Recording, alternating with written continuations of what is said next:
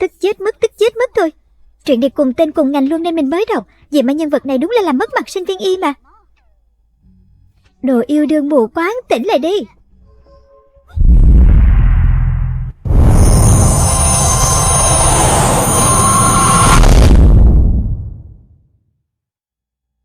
Bạch Khê, nếu Cố Thanh Diên là bạn học của cô thì mẹ quyết định cuộc hôn nhân này cho cô đấy.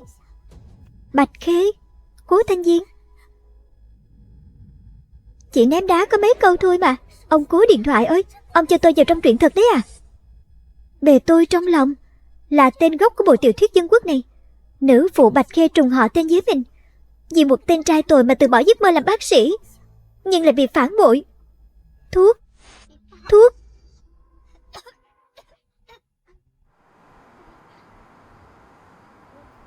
Hôm nay bác sĩ Cố nhà ta sẽ kết hôn với cô Tưởng. Đúng là trai tài gái sắc, môn đăng hộ đối mà.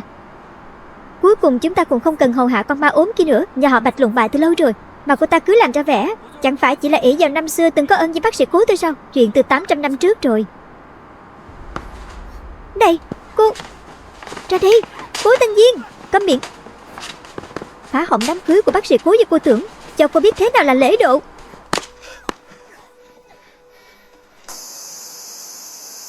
Bác sĩ Cố kia là ai vậy?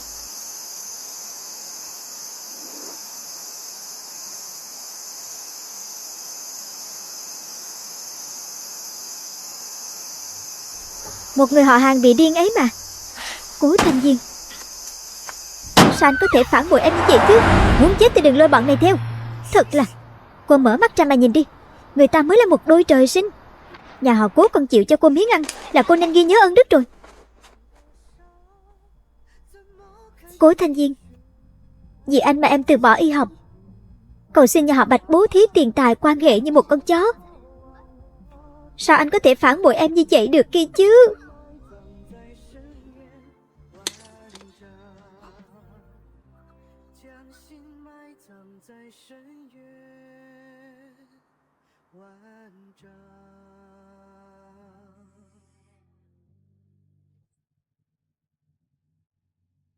Cuối cùng lâm bệnh mà chết. Ôi trời, dài vò cả thể xác lẫn con tim thế này. Cô nhận đi chứ, ngồi thừa ra đó làm gì? Không, tôi không nhận. Ai thèm lấy cái gã đó chứ? Còn nhãi ranh này, do vợ lẽ sinh ra mà cũng bày đặt kén chọn như vậy à? Con nhận. Mẹ, con muốn cưới Cố Thanh Diên. Nữ chính Bạch Âu. Trong truyện có cảnh này đâu. Tiểu Âu, con là cô cả của nhà họ Bạch và nhà họ Lâm của mẹ. Sao có thể lấy tên sinh viên nghèo Cố Thanh Diên được chứ? Anh ấy không phải là sinh viên nghèo đâu mẹ. Mẹ ra đây con nói mẹ nghe. Quỳ cho hẳn hoi đó, không được đi theo đâu.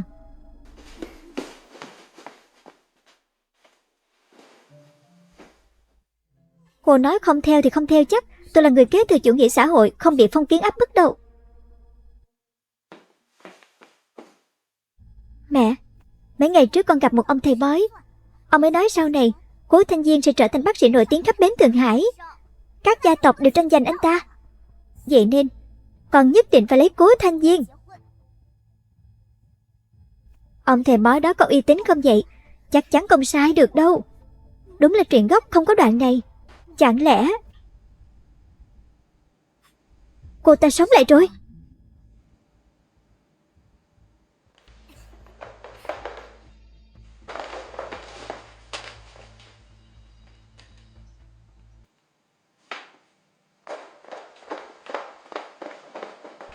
Nếu cô đã kén cá chọn canh không vừa ý, vậy thì cuộc hôn nhân này để cho chị cô đi vậy.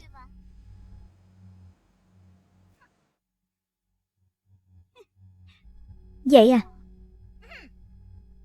Nhưng tôi cũng không đợi cô đâu. Tôi sẽ sắp xếp cho cô một mối tốt hơn. Ai thế?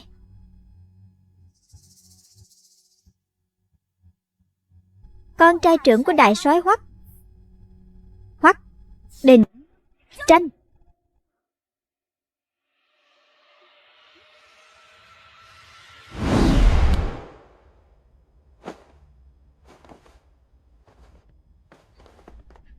soái, tha cho tôi đi. Con chó không nghe lời thì không đáng được tha.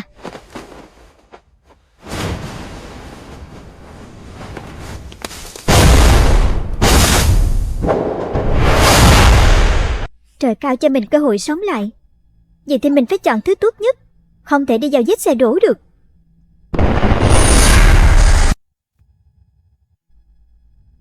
Truyện gốc có nhắc tới tên đó theo đại soái đánh trận từ nhỏ, tính cách nóng nảy, sáng nắng chiều mưa. Nghe nói ngày nào hắn cũng ngược đãi người ta cho đến chết thôi.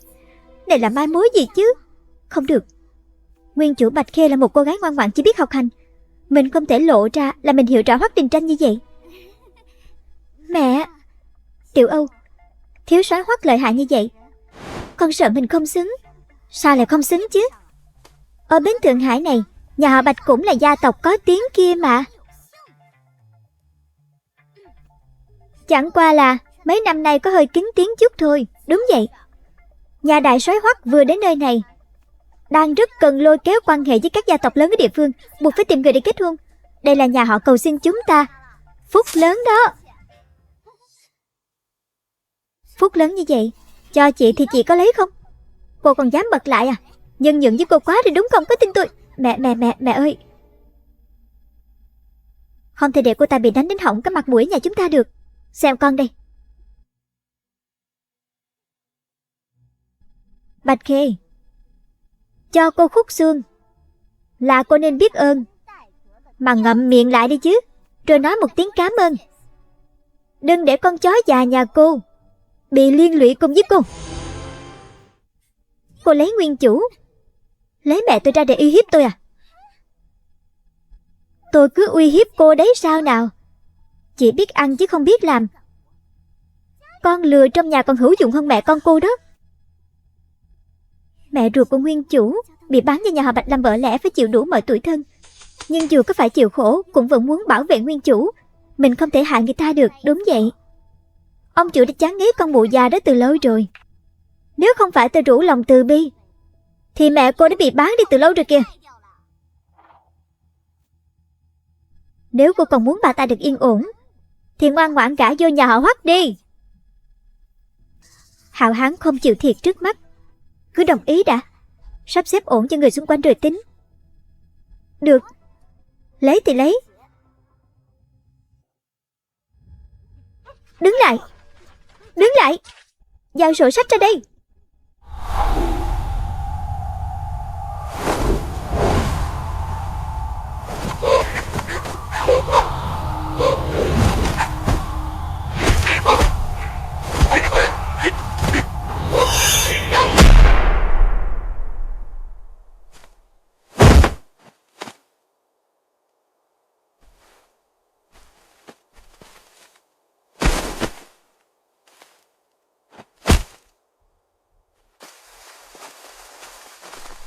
Thiếu soái, nghe bà cả nói bên nhà họ Bạch đồng ý rồi.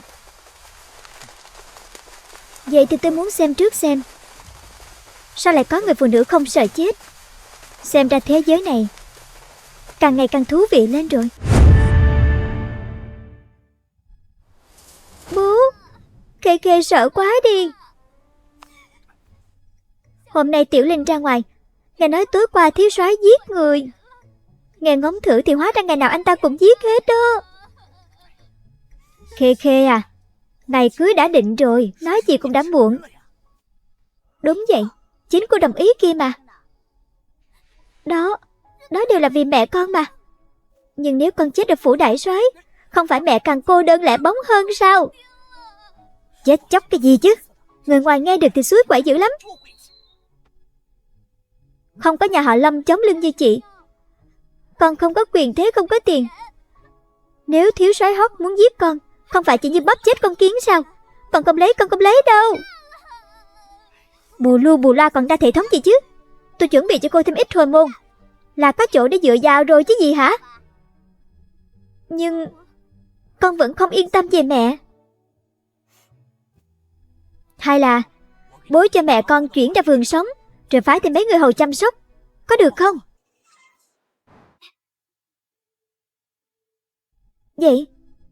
Vậy cứ làm như thế đi ạ.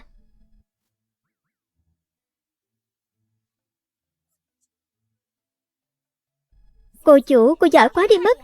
Chỉ nói mấy câu mà đã xin được nhiều của hồi môn như vậy. Dĩ nhiên rồi, đâu có gả suông được hả? Thế giờ cô đang trốn hôn lễ đấy à? Tôi phải đổi mấy thứ này ra tiền. Cô chủ, đây đều là của hồi môn của cô. Đến phủ đại soái mà không có mấy thứ này cho cô nở mày nở mặt, người khác sẽ khinh thường cô đó. Đồ ngốc quá. Chỉ cần có tiền thì đến đâu cũng là bà lớn. Ai muốn ở lại phủ đại soái lâu chứ? Lấy Hoắc Đình Thanh chẳng phải là đi nộp mạng sao? Bao giờ sắp xếp ổn thỏa cho mọi người, mình nhất định sẽ tìm cơ hội trốn đi. Đi. Vâng.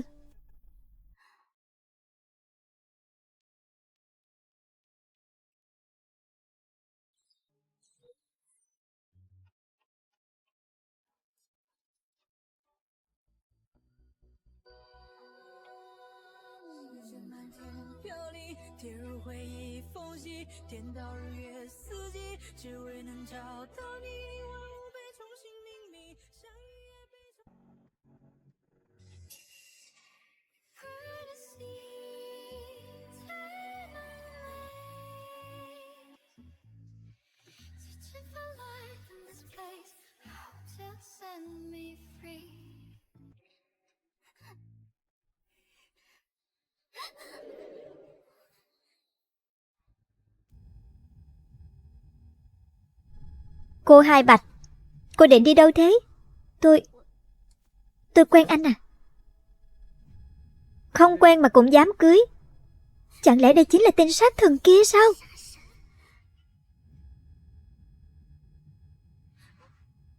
Xin tự giới thiệu. Hoắc Đình Tranh, của phủ đại soái.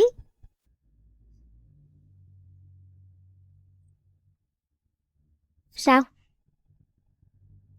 Trốn hôn lễ à? Làm gì có chuyện đó chứ. Thiếu soái đánh giá cao tôi quá rồi. Sao tự dưng Hoắc Đình Tranh lại đến đây? Ông cố điện thoại ơi, giữ nguyên cốt truyện gốc giùm tôi có được không? Đánh giá cao những người thức thời.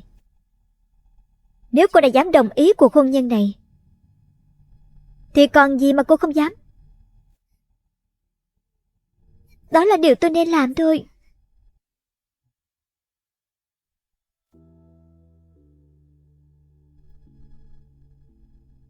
Ám chỉ rõ ràng như vậy rồi, chắc là cô ta sẽ sợ hãi mà tiếp tục trốn tôi nhỉ? Chẳng lẽ nếu mình không đồng ý, anh ta định ép cưới à? Quả nhiên là đồ xã hội cũ ác ôn.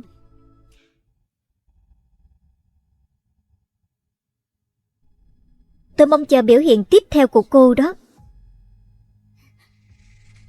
Chắc chắn sẽ không làm thiếu soái thất vọng đâu. Cũng chỉ là đồ nhát gan mà thôi. Sao mình lại ảo tưởng có người giống mình được nhỉ? Tốt nhất là như vậy. Nếu không tôi sẽ cho cô biết như thế nào là sống không bằng chết.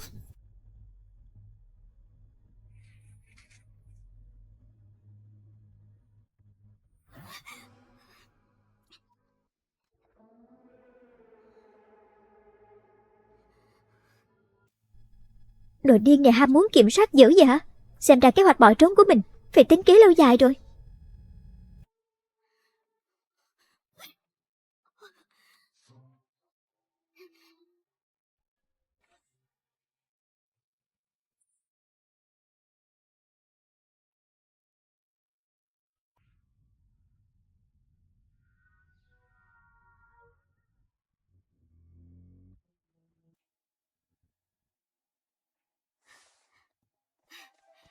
Đình Tranh,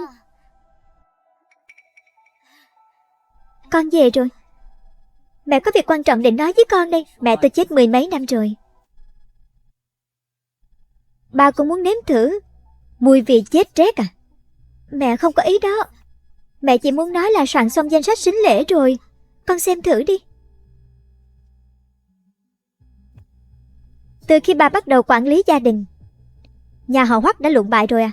Tôi lấy vợ mà chỉ có chút này thôi sao? Con nhóc họ Bạch chết tiệt đó gả vào đây, còn chưa biết sống được mấy ngày. Mày muốn tiêu bao nhiêu tiền chứ? Ở bến Thượng Hải này thông thường đều là giá này con à. Bến Thượng Hải là con số này, nhưng mà nhà họ Hoắc thì không. Bà không làm được chuyện đơn giản này thì tôi bảo bố sắp xếp người khác.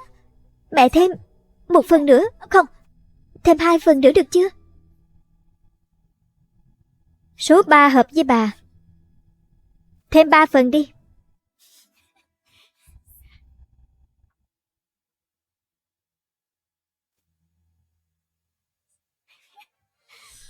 Cười cái gì mà cười, còn cười nữa ta móc hết mắt các người ra đó. Thằng oắt con Hoắc Đình Tranh, sớm muộn gì bà cũng cho mày biết tay. Thiếu soái, chẳng phải nói không kết hôn sao? Sao vẫn thêm sính lễ cho cô Hai Bạch? Đúng là không thể kết hôn, nhưng tôi cũng không muốn tiết kiệm tiền cho hai ông bà kia đâu.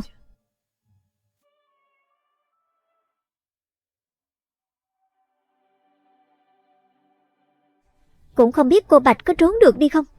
Nếu lừa được thiếu soái của chúng ta để kết hôn như bình thường thì thần tiên cũng khó cứu đó.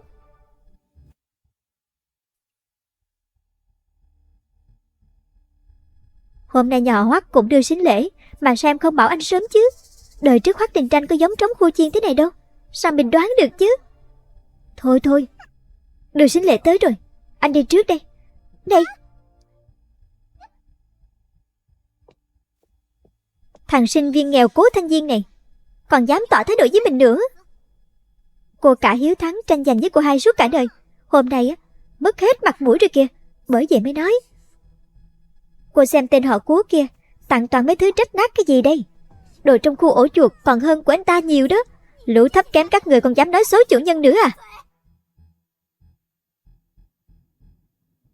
Đều tại cô, đồ khốn chết. Cô còn đến đây làm mất mặt tôi. Chuyện này cũng trách tôi được sao?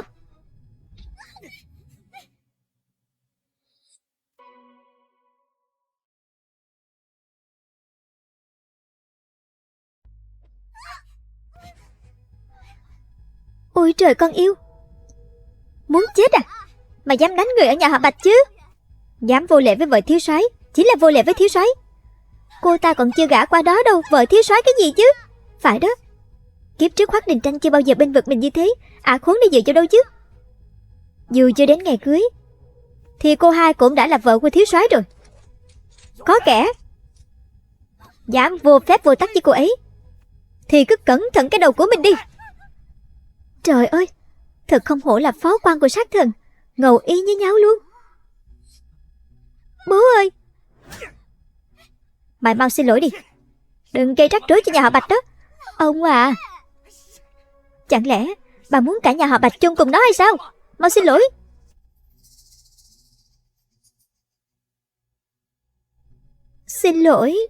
Xin lỗi mời chủ đi.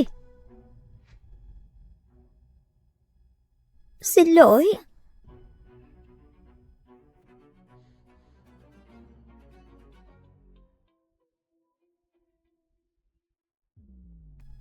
Đủ rồi, các người thấy chơi đùa mất mặt à?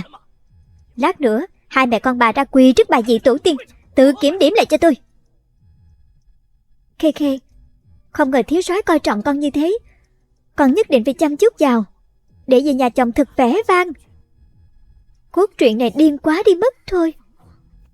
Hoắc Đình Tranh lại yêu mình như vậy sao? Mình phải ngoan ngoãn đi lấy chồng thôi. Cứ tạm qua mặt cái đã, để anh ta đừng sinh hận rồi xiên mình. Cô không đắc ý được lâu đâu. Đến khi thực sự về nhà chồng rồi, cô sẽ biết thế nào là địa ngục trần gian.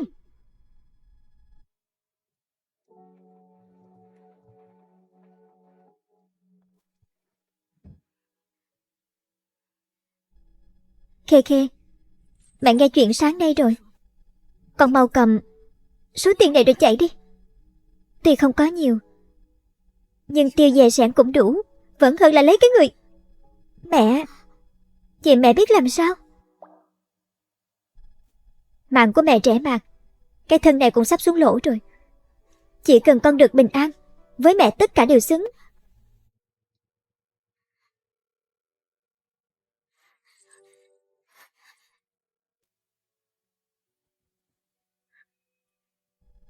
Mẹ, tuy danh tiếng của thiếu soái không tốt, nhưng lại rất tốt với con. Ôi đứa trẻ ngốc này, đàn ông tốt hay xấu mình không có nắm chắc được đâu con. Nhỡ đâu, chuyện nhỡ đâu thì đợi đến lúc nhỡ rồi nói. Không phải là dạy chó thôi sao? Không làm khó được con đâu mẹ. Ở thế kỷ 20, mình là cử nhân ưu tú ngành y. Không trị được chó điên, cũng có thể dùng thuốc cho nó lăn quay. Dạy chó? Ý con là chung sống. Con đâu có ngốc. Nếu thực sự không ổn con sẽ trốn đi. Đưa mẹ chạy trốn cùng con luôn. Mẹ nguyên chủ đúng là người mẹ hiền.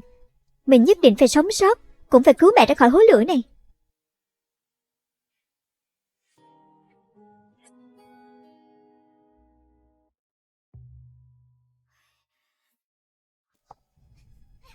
Nếu người gả vào nhà họ Hoắc là con, thì mẹ con mình đã không phải chịu uất ức như thế này. Cố Thanh Diên này không có tiền cũng chẳng có quyền. Sau này Cố Thanh Diên sẽ thành tài. Mẹ tưởng Hoắc Đình Tranh là hạng tốt đẹp gì hay sao? Mẹ, mai là ngày cưới. Con nhất định sẽ cho con khốn Bạch Khê kia biết Hoắc Đình Tranh không hài lòng thì sẽ có kết cục như thế nào đây.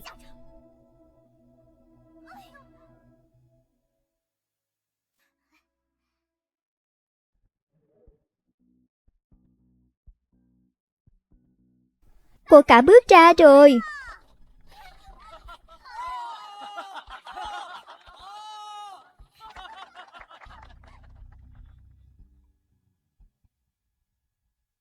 Cô cả bước ra lâu như vậy rồi mà sao cô hai vẫn chưa ra? Đừng có trốn hôn lễ đó. Nghe nói thiếu soái Hoắc độc ác tàn nhẫn lắm. Dù nam hay nữ, trong mắt ngài ấy đều như thú vật hết. Thiếu soái, cô hai Bạch không ra thật. Đúng là biết điều. Nếu đã như vậy thì thiếu soái đây sẽ đích thân đi đón cô dâu. Nếu mình phát hiện ra cô ta dở thói khôn vặt không trốn đi mất.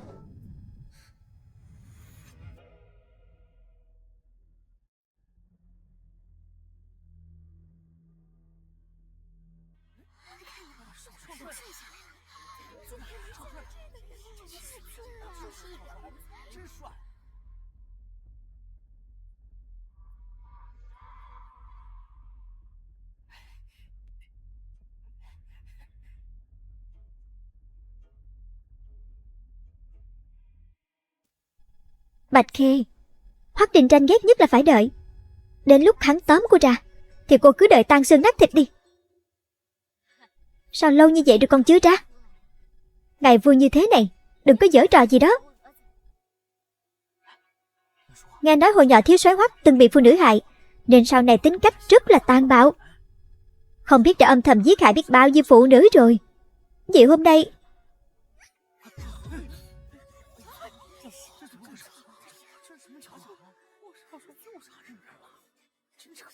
mình biết ngay, tên Hoắc Đình Tranh không thể tha cho Bạch Khê được.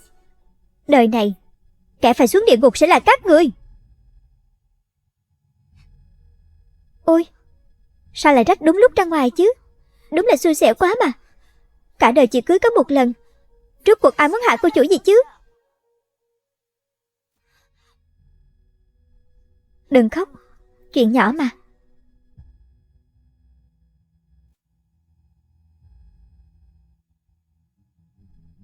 Sao mà nhỏ được chứ? Lời thiếu soái Hoắc đợi lâu mất kiên nhẫn. Người chịu khổ vẫn là cô đó. Mình là sinh viên y cơ mà. Có ET trong tay. Mình còn sợ anh ta chắc.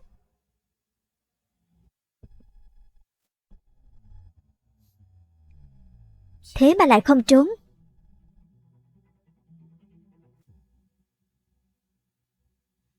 Yên tâm, thiếu soái yêu tôi như thế, nhất định không để tôi chịu khổ. Tôi sẽ cho cô biết lừa tôi có kết cục như thế nào. Thiếu soái còn chưa từng gặp cô chủ, sao có thể yêu cô chủ được chứ?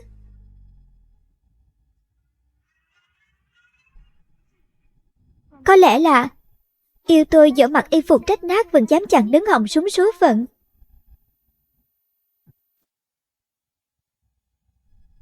Có lẽ là yêu tôi dẫu mặc y phục rách nát vẫn dám chặn đứng họng súng số phận. Yêu cách người giống tôi đến thế, cả khuyết điểm cũng tương đồng. Khúc nhạc gì nghe kỳ vậy? Nghe thấy vui thì là nhạc hay rồi. Xong chưa? Không xong chưa? chưa ạ? Cái này không giống sự cố, rõ ràng là có người cố ý xé hỏng váy.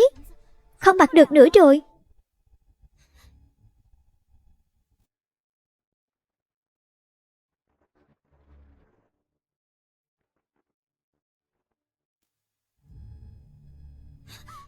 Thiếu soái tha mạng, là tôi không khâu váy cẩn thận nên làm lỡ giờ lành rồi. Xin thiếu soái đừng trách cô chủ nhà tôi. Không liên quan đến Tiểu Linh. Cô hai nhỏ bạch, lại không màng đến an nguy của bản thân vì một người hầu sao? Đây đâu phải điều mà một cô chủ thời dân quốc sẽ làm chứ. Chẳng lẽ trong ngày vui tôi gặp nguy hiểm được chắc? Vậy thì cô hát một bài dỗ tôi xem nào. Tôi hả? Tôi không biết hát. Bài tôi nghe ngoài cửa lúc nãy cũng thú vị đấy chứ. Anh là học sinh tiểu học à? Nếu bà xã đã không muốn, tâm trạng tôi mà không tốt, thì tôi không biết mình sẽ làm ra chuyện gì đâu. Tôi hát. Để Tiểu Linh lên lầu đợi trước đi.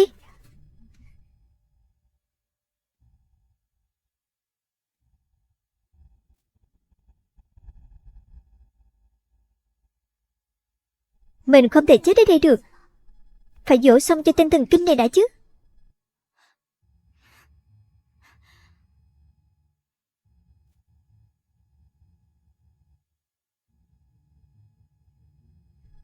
Ai lại hát bài này để dỗ người ta chứ? Hát đi.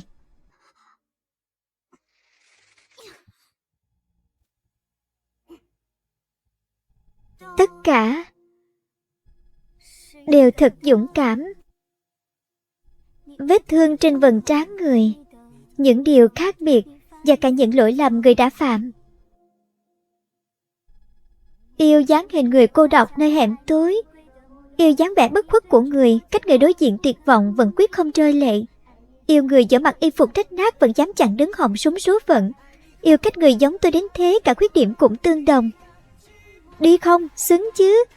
Chiếc áo choàng rách rưới này, chiến không, chiến đi. Với giấc mơ tầm thường nhất, gửi những tiếng nức nở gào thét đêm tối. Quả nhiên không sai.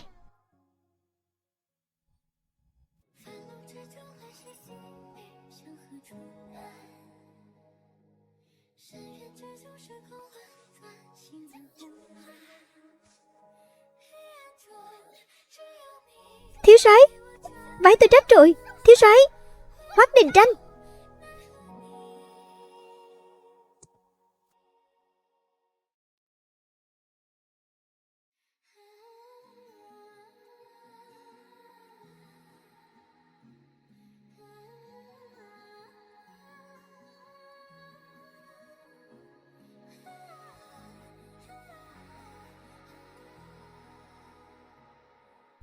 Ra rồi kìa.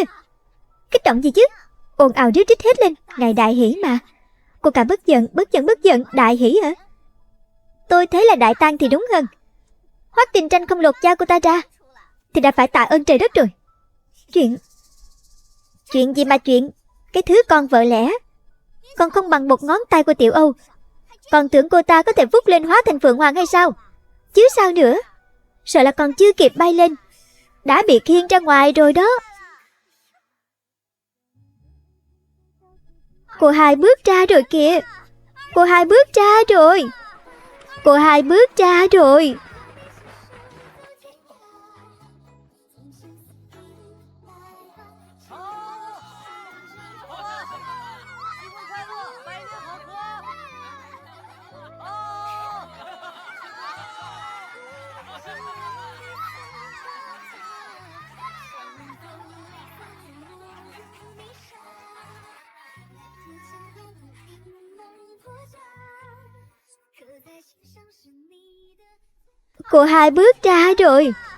hai bước ra rồi. Là thiếu soái Hoắc kìa. Sớm sinh quý tử ra rồi. Đẹp thật đấy. Chúc mừng. Sao lại thế này? Vậy chứ cô muốn thế nào? Bạch Khê trì hoãn lâu như vậy, sao Hoắc Đình Tranh không đánh mà lại còn bế cô ta như vậy chứ? Ý của Tiểu Âu là còn chưa bái đường, Khê Khê vẫn là thiếu nữ. Thiếu soái bế như vậy là không có phù hợp đâu ạ. Đúng vậy. Mình không tin họ thắm thiết như vậy. Bạch Khê chắc chắn đã bị đánh rồi, bế như vậy chỉ để che giấu. Tôi thấy nếu thiếu soái thực sự nghĩ cho em gái thì nên để em ấy xuống thử đi thì hơn. Không được, thả tôi xuống đi, phái của tôi sẽ tuột mất. Tôi không cần cô thấy thế nào, chỉ cần tôi thấy thế nào thôi. Thời này cũng có cái trò này à? Hoắc Đình Tranh cũng xuyên không tới à? Nếu là người hiện đại thì sao tính khí tệ như vậy chứ?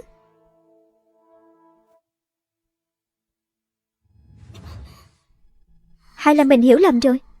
Chỉ là một câu thoại độc đoán bình thường thôi. Nhưng hình như anh ta đối xử với mình cũng tốt lắm.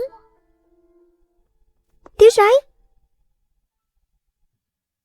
tốt nhất là có chuyện thì mới gọi tôi. Tôi là nghĩ cho hai vợ chồng thiếu soái thật mà. Người ta vẫn nói xuất giá theo chồng, phụ nữ vốn nên nương tựa vào đàn ông, coi chồng là trên hết thì mới lâu dài được chứ. Nhưng em gái tôi không hiểu chuyện. Hôm nay vừa mới ra khỏi cửa đã không chịu đi đường, còn bắt anh phải bế. Tiểu Khê làm vậy chẳng phải là muốn ngầm đè đầu cưỡi cổ anh hay sao? Đúng vậy, đúng vậy. Muốn đè tôi à? Trong lòng anh không tự rõ sao?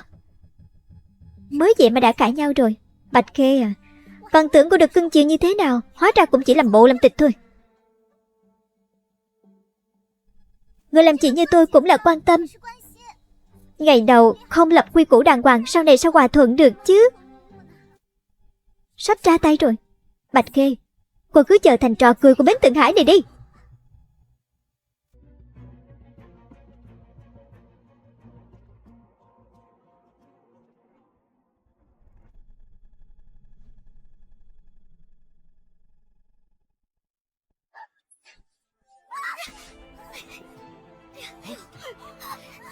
Váy của tôi.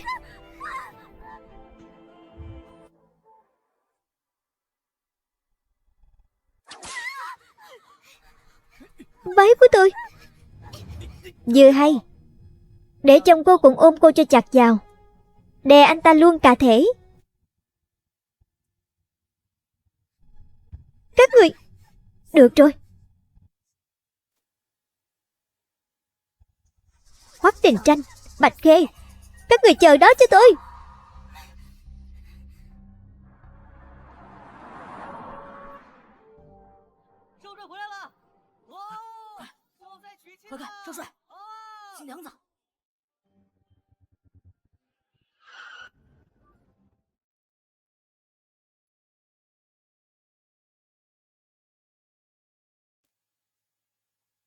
Thích nhìn như vậy à? Xe dừng rồi còn không xuống Thì là váy của tôi bị hỏng, không tự đi được. Ồ, còn muốn tôi bế cô nữa sao? Tôi tự đi. Nhưng anh cho tôi mượn một thứ có được không? Hình như anh ta không hung dữ như lời đồn. Biết đâu còn có thể thử nói chuyện. Cái gì? Cái này. Mời chủ, roi của thiếu soái nhà tôi xưa nay chưa từng. Cô mượn roi làm gì?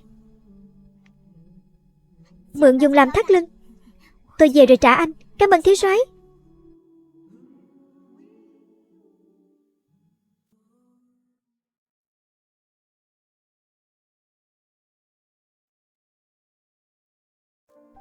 Hay, thiếu soái về rồi. Chúc mừng thiếu soái. Chúc mừng, sớm sinh quý tử.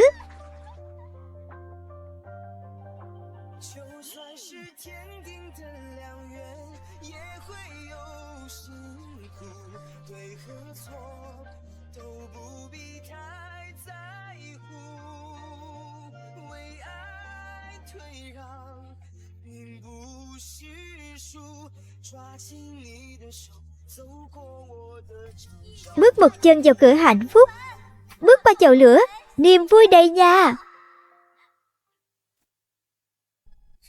Chuyện này sao lửa to thế? Bước qua chậu lửa hay là nướng móng giò đây? Chậu lửa cao như vậy, sao mà bước được? Chà, thiếu soái trước cô dâu về rồi. Ôi, lửa cháy lớn như vậy, mấy người làm việc kiểu gì thế? Thế này thì đổi chậu lửa hay là không bước qua đều không may mắn hết. Ngày mai đại soái về rồi, lỡ có chuyện gì.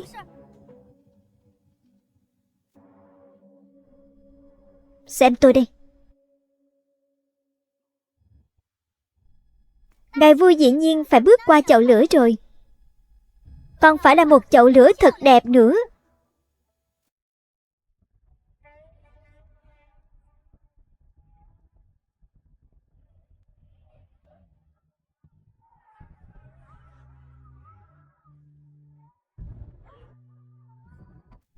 Lửa nhỏ lại rồi kìa, còn đẹp nữa chứ.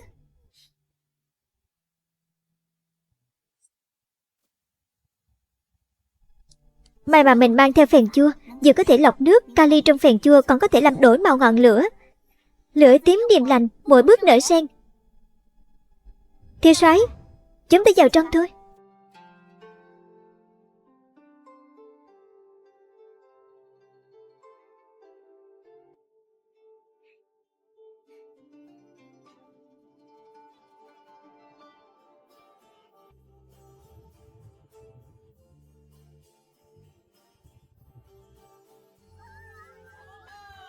Hay! Hay!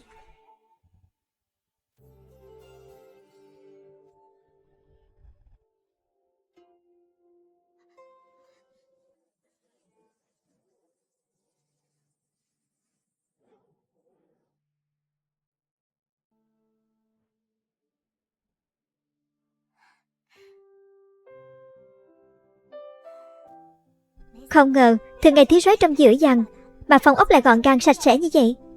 Đúng vậy, không ngờ. Có vẻ Hoắc Đình Tranh dễ nói chuyện. Nếu cô cả biết thì chắc hối hận đến xanh ruột. Nhưng cũng may là cô ấy kém thông minh, cô chủ mới có thể lấy thiếu soái Hoắc. Đâu phải cô ta kém thông minh, chắc chắn là biết trước tương lai, nên mới chọn Cố Thanh Diên trông có vẻ tốt hơn để làm chồng. Tiếc là mình xuyên vào trong sách nguyên chủ không cãi cho Cố Thanh Diên. Cố Thanh Diên chưa chắc đã vớt lên được. Không nghĩ đến người khác nữa. Nếu chúng ta đến đây rồi thì cố gắng sống tốt đời mình thôi. Vâng, thiếu soái chăm sóc cô suốt dọc đường, sau này nhất định sẽ luôn đối xử tốt với cô.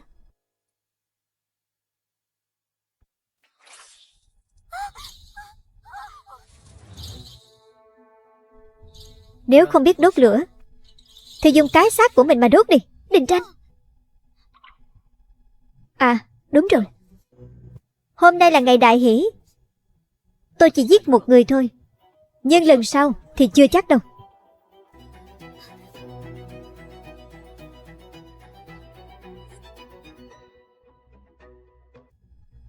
Sao lại rách nát như thế này?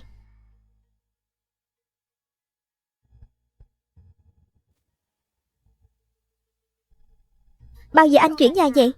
Chẳng lẽ muốn em phải chịu ấm ức trong căn nhà nghèo nàn này suốt hay sao chứ? Chuyển nhà không tốn tiền à? Đời trước anh... Vậy thì anh kiếm tiền đi. Đó chẳng phải việc anh nên làm hả? Nè, anh cứ vậy mà đi. Cố Thanh Diên, anh dám bỏ em ở đây một mình sao?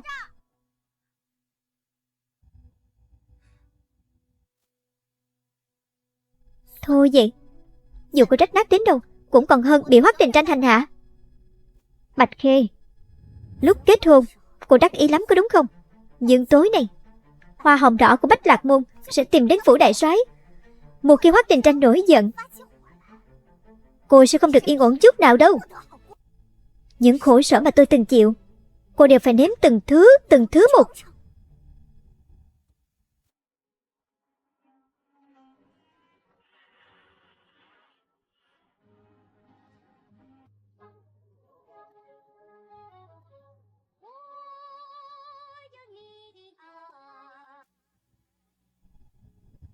Tránh ra đi đồ khốn.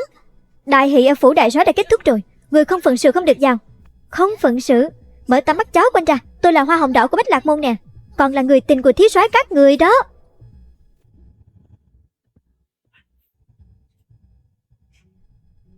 Thiếu soái anh có ở đó không? Thiếu soái, em là hoa hồng đỏ đây. Các người đi nghe ngóng mà xem, khoảng thời gian này thiếu soái chỉ vào phòng riêng của tôi thôi. Biết vậy có nghĩa là gì không? Nè, ban nãy cô nói thiếu soái từng vào phòng riêng của cô sao? Đúng vậy. Thiếu soái xưa nay ít nói ít cười. Việc vào phòng riêng của tôi có ý gì chắc bà cũng biết. Vậy thì ghê gớm quá rồi. Nhưng mà biết sao bây giờ? Hôm nay là ngày cưới của thiếu soái, vậy nên tôi mới đến đòi lời giải thích đó. Tôi mới là người thiếu soái nên cưới chứ. Này, chuyện đã xong rồi. Ngày mai đại soái lại trở về. Cô cũng đâu thể xông vào đại náo động phòng được chứ. Tôi cứ muốn đi đấy. Nếu anh không giải thích cho tôi sẽ cho cả Thượng Hải biết anh ta bạc tình bạc nghĩa như thế nào. Bao giờ đại soái trở về, cứ chờ xem kịch hay của đứa con bất hiếu này đi.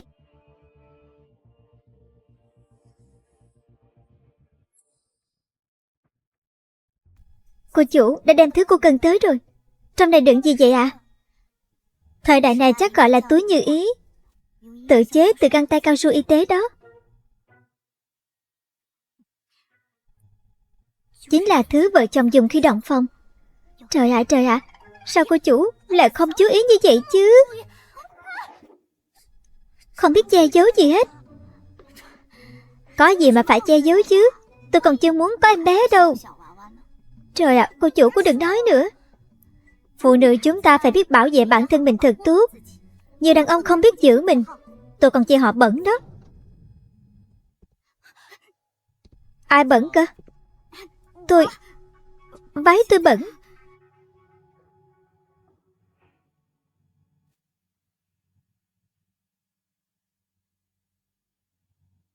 Tôi thấy lòng dạ bẩn thì đúng hơn đó. Bảo người hầu của cô ra ngoài đi.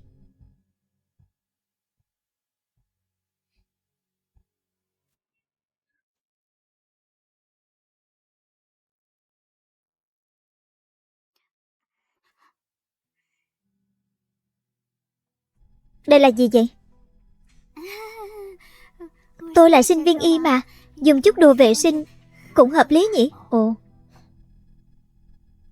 dùng chỗ nào? Thời Dân Quốc rõ ràng đã bán rồi. Tên này còn giả vờ ngây thơ với mình. Không lẽ anh ta ngây thơ thiệt? Hay là anh ta thực sự không phải người hiện đại? Khó nói đến như vậy. Không phải đồ không đứng đắn đấy chứ. Tôi nói rồi đó. Chỉ là đồ rất bình thường thôi à. Bình thường à? Vậy thì dạy tôi đi.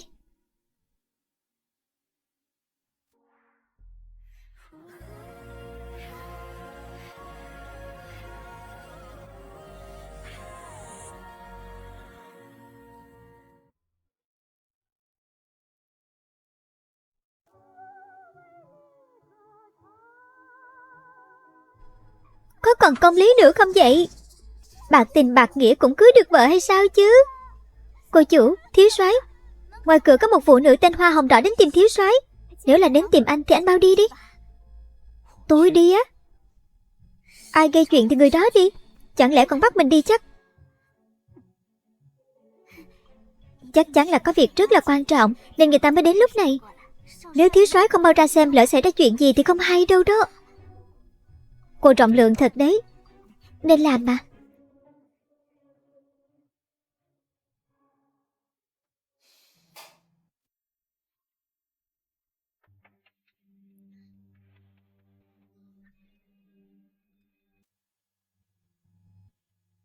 Sau này nhớ gọi là mợ chủ đó. Vâng.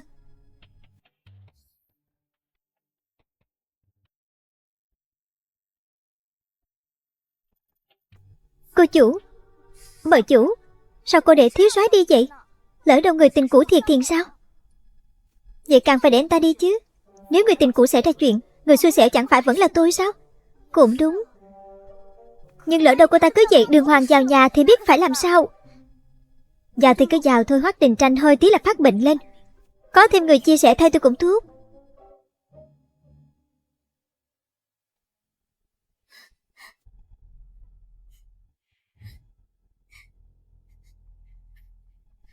Đình Tranh, con làm gì vậy chứ?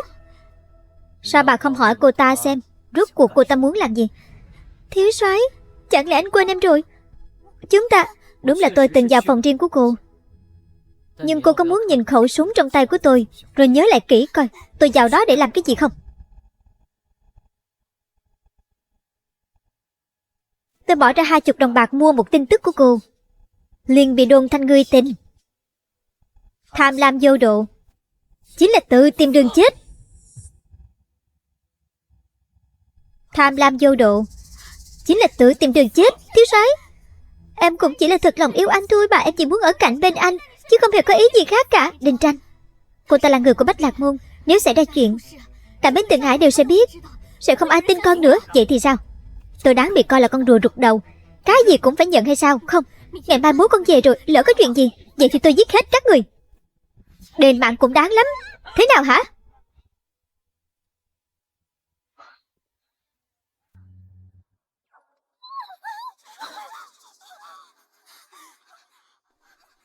Cô...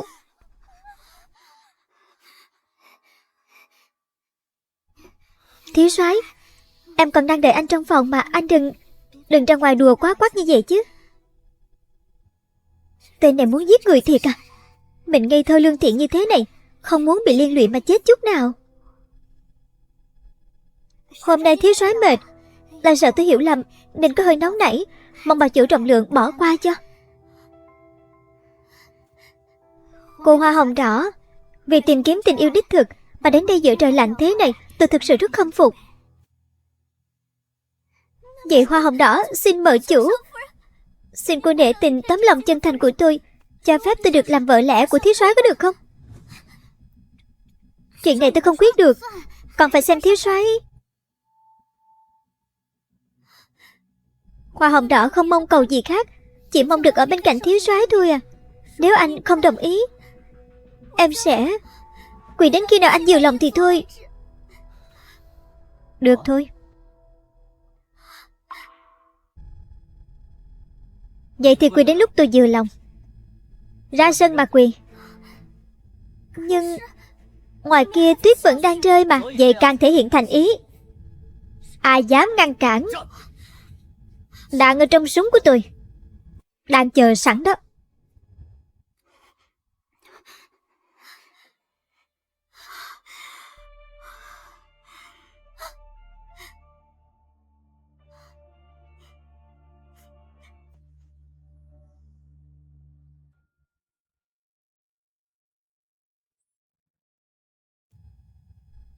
Hoắc Đình Tranh đúng là điên khùng. Ở bên anh ta mà mình còn sống tới giờ, cũng coi như tài giỏi đi. Mợ chủ, cô thực sự không cản hoa hồng đỏ dần nhà sắc. Mình không thể tỏ ra quá thờ ơ với Hoắc Đình Tranh, tránh để người khác phát hiện có vấn đề. Vì tôi tin thiếu soái. Nhưng nếu anh ấy lừa tôi thì chứng tỏ con người anh ấy vốn chẳng đáng tin. Tôi cũng không nên đau lòng vì anh ta. Tôi vẫn quan tâm đến việc học và sự nghiệp của mình hơn. Đây mới là thứ phụ nữ chúng ta nên nắm bắt. Cô đã lấy chồng rồi, không định thôi học à? Dĩ nhiên. Tôi biết chậu lửa làm túi như ý và cả thuốc mê nữa, đều là nhờ học được lúc học y. Sao có thể từ bỏ chứ? Bao giờ học xong, tôi còn phải đi làm bác sĩ, khám bệnh cứu người. Cô lại nói mấy chuyện này rồi. Ngoan, nói vậy để em đừng lo nữa. Hôm nay em cũng mệt rồi, nghỉ ngơi đi. Vâng, thưa mợ chủ. Cả ngày hôm nay loạn cào cào, cũng coi như đã qua rồi. Thật sao? Thiếu soái, áo khoác của anh đâu? Cả một ngày loạn cào cào đã qua rồi, cởi áo khoác có gì lạ chứ? Cũng phải nhỉ. Vậy anh mau nghỉ ngơi đi. Giờ nãy con dám chặn cả súng, bây giờ lại sợ gì chứ?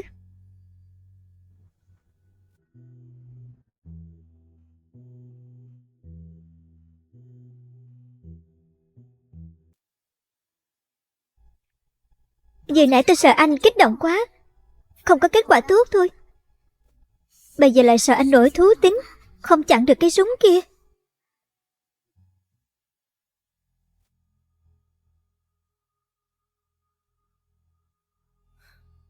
Gan bé tí như vậy thì sau này không được cản tôi nữa, nghe rõ chưa?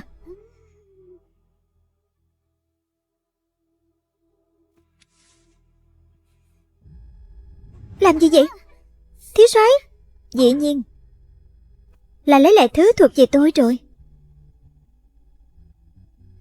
Thò ra hay rụt lại cũng đều lãnh đủ. Thôi thì anh ta đẹp trai không thiệt.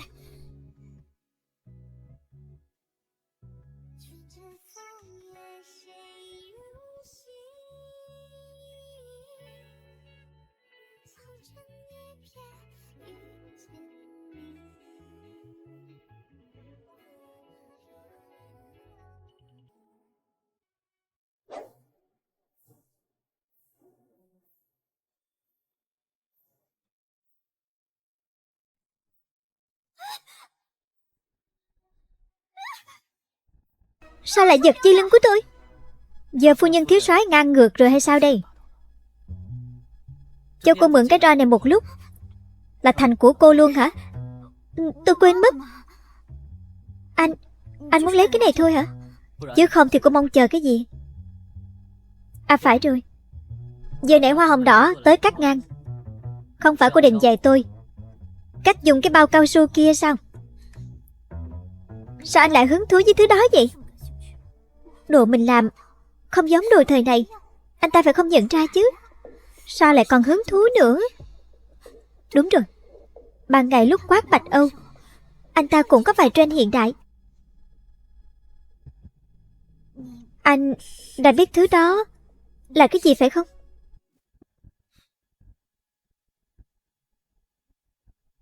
Không biết nên mới tò mò đó chứ.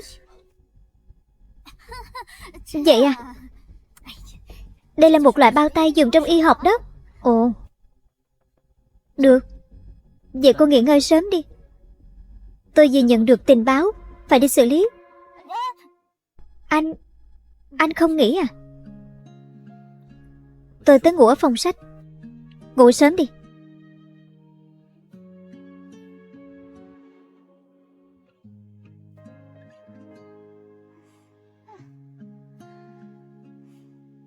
Giờ nãy anh ta cười à? Đấy là cười phải không? Hình như cũng không đáng sợ lắm. Thậm chí là còn hơi đẹp trai nữa đó. Mình nghĩ những chuyện này làm gì chứ? Ngủ đi thôi. Ngủ thôi, ngủ thôi.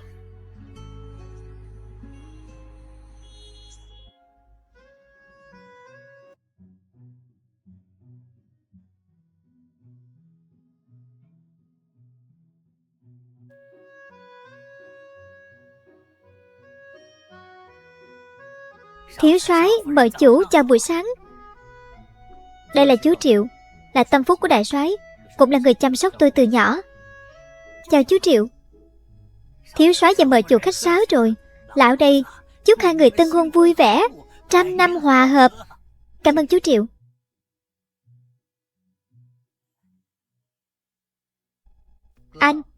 Anh không giới thiệu em với chị dâu à? Sao tôi không biết? Tôi còn có em trai, Hoắc Đình Vân. Mắt mũi đứng đắn lên đi, nhìn lung tung, cẩn thận tôi móc ra đó. Đình Tranh à, mới sáng sớm mà con đã không vui như thế. À, có phải vì chuyện của hoa hồng đỏ tối hôm qua khiến Khê Khê không được vui không? Cố tình gây sự trước mặt tâm phúc của đại soái à? Đại soái đã dặn nhà họ Hoắc dừng chân ở bến Thượng Hải, thiếu soái tuyệt đối đừng có gây chuyện, phải đoàn kết với các gia tộc ở đây. Tôi cũng khuyên Đình Tranh như vậy, nhưng tôi thấp cổ bé họng quá. Mẹ chồng nhà người ta đều được uống trà con dâu dâng lên, vậy mà tôi thì chẳng được uống. Mẹ chồng người ta còn có người chết rồi, ba cũng muốn thử à? Con đi trước thời đại quá. Người hiện đại như mình còn không nói được lời gây sốc như vậy luôn đó.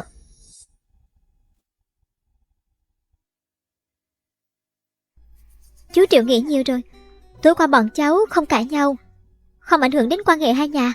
À vậy thì tốt. Bà chủ cũng yên tâm. Thiếu soái chắc chắn sẽ xử lý chuyện hoa hồng đỏ, tuyệt đối không để bất cứ ai có cơ hội phá hoại tình cảm của chúng tôi đâu. Cô có ý gì vậy? Tối qua tôi cảnh cáo cô thế nào? Tốt đấy thiếu soái, mợ chủ khí thế tự nhiên phóng khoáng thế này, phong thái rất là giống bà cả năm xưa.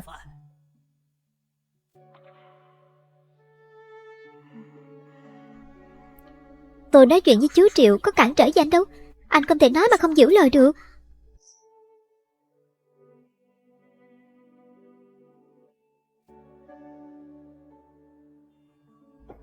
Ý mình là con trưởng của ông già, còn muốn móc mắt con nữa kìa.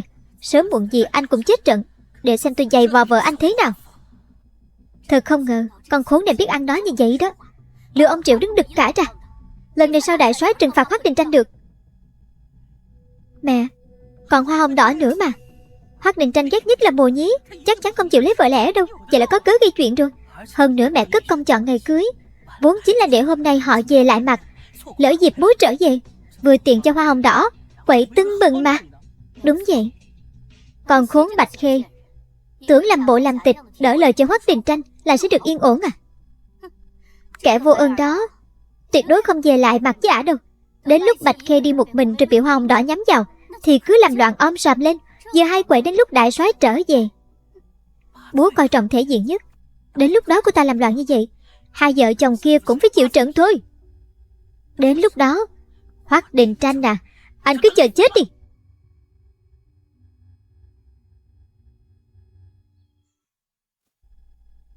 Bà chủ với cậu hai này rõ ràng đang đâm bị thóc chọc bị gạo. Bà mẹ kế này nhìn cái đã biết hạng không ra gì. Sao cô biết? Làm gì có mẹ ruột nào gài bẫy con trai mình chứ. Giờ tính cách thiếu soái khó ưa như vậy, phần lớn do họ hại mà ra thôi. Cậu hai đó khéo chả phải con ruột đại soái đâu. Cô lại biết nữa à? Phim truyền hình, thoại bản đều như thế cả. Được rồi, đồ đạc thu dọn xong chưa? Xong rồi ạ. Nhưng cô định về lại mặt một mình thật sao? Trong cốt truyện gốc, Đình Tranh không về lại mặt với Bạch Âu.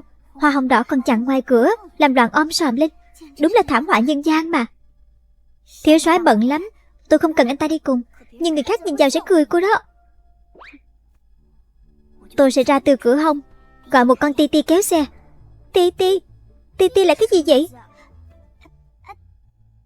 Ti Ti là tiếng chuông xe.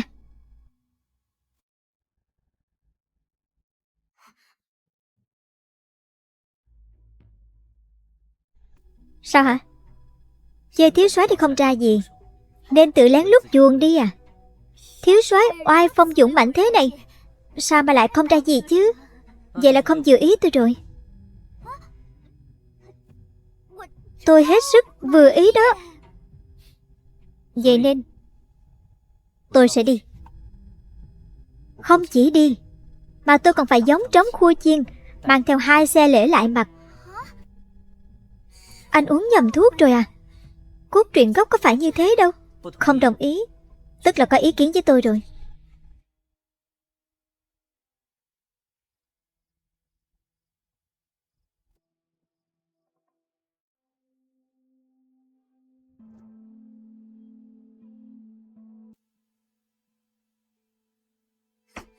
Ông bị điên hả?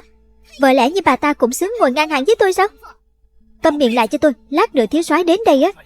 Mà bà còn nói vậy, cẩn thận tôi cho ăn vả đó. Mai à, bà cứ yên tâm ngồi đây, chờ hai đứa Khê Khê về đi nha. Mụ già chết tiệt. Đừng nằm mơ nữa, Hoắc Đình Tranh sẽ không tới đâu. Không khéo Bạch Khê cũng chẳng về nổi đây đâu đó. Cái gì? Tôi có về lại mặt một mình, cũng là vợ của thiếu soái. Các người, vợ thiếu soái xin cô cho tôi con đường sống đi. Khốn này sao lại tới nữa? Mau cút đi. Ngoài ở đây tôi không còn chỗ nào khác nữa. Nếu cô ép tôi đi chính là ép chết tôi đó. Thế hôm nay tôi cho cô chết luôn. Người đâu? Mau ra đây mà coi. Vợ thiếu soái ép chết người ta rồi đi nè. Buông tôi ra. Sao nhà họ Bạch lại có đứa con chua ngoa như mày chứ?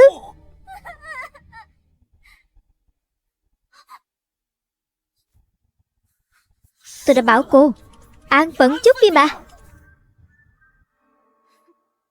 Mọi nỗi khổ của tôi từng phải chịu. Bạch Khê, cô đừng hòng thoát khỏi cái nào.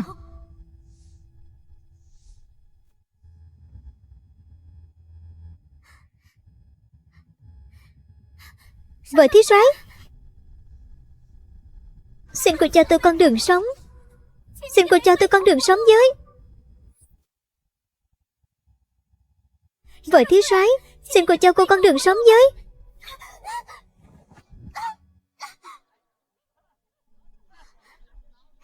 Ôi, không sao chứ, cô Hồng.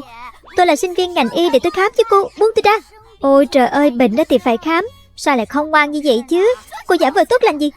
Tôi bị các người phạt quỳ cả đêm, đầu gối sưng vù hết cả lên. Cô thật độc ác. Người đâu? Đến đây mà coi đi. Người đâu? Đến đây mà xem nè. Người đâu? Người đâu? Đại soái, hoa hồng đỏ gây sự vô cớ, tối qua đã bị thiếu soái vạch trần, phạt quy rồi.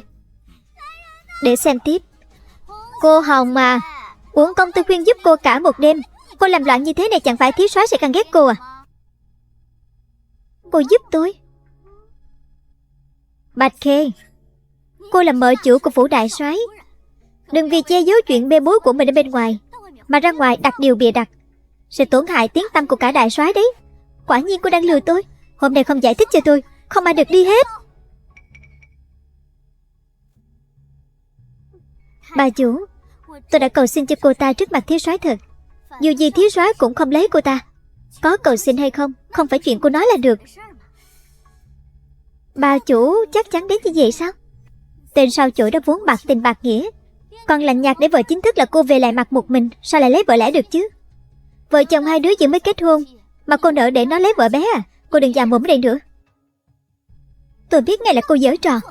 Nếu hôm nay tôi không trở thành người của thiếu soái thì tôi đi chết cho mà xem. Nếu tôi thuyết phục được thì sao?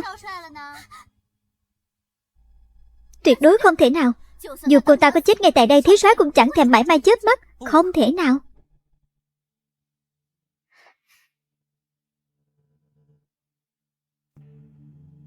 Bà là cái thá gì? Thiếu soái.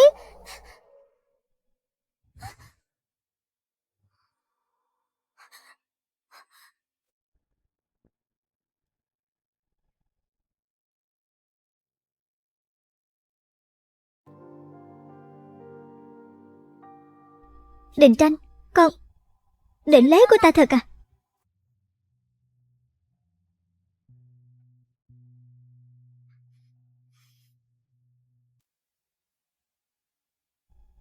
Tôi lấy.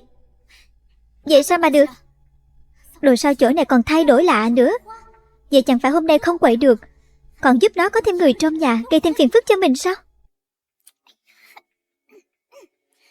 Bà chủ, vừa nãy tôi nói thì bà không tin, giờ thiếu soái đích thân thừa nhận luôn rồi, bà còn không tin nữa à? À, không lẽ bà chủ không muốn thiếu soái nạp cô Hồng mà? Sao lại thế được? Tôi chỉ sợ hai đứa còn trẻ tùy hứng, qua mấy bữa lại không coi là thật nữa, thì chẳng phải càng thêm loạn. Cô Hồng, thiếu soái nhà này vốn chẳng tinh tế, khả năng cao là vì thể diện, nên thuận miệng nói qua loa vậy thôi. Cô đừng coi là thật. Như vậy không được. Em không được làm người của thiếu soái thì sẽ làm ma của anh. Chúng tôi có bằng chứng.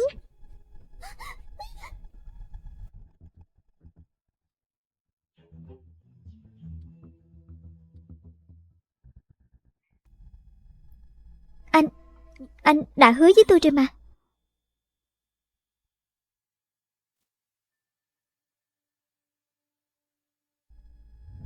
Mở to mắt ra mà xem đi.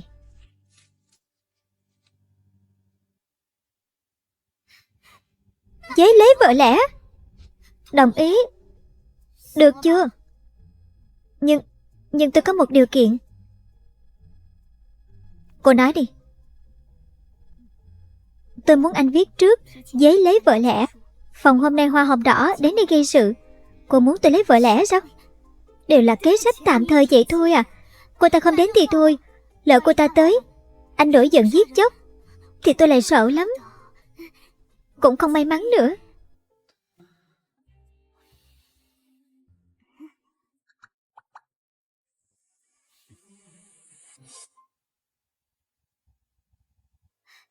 Là dấu của thiếu soái, là thật nè.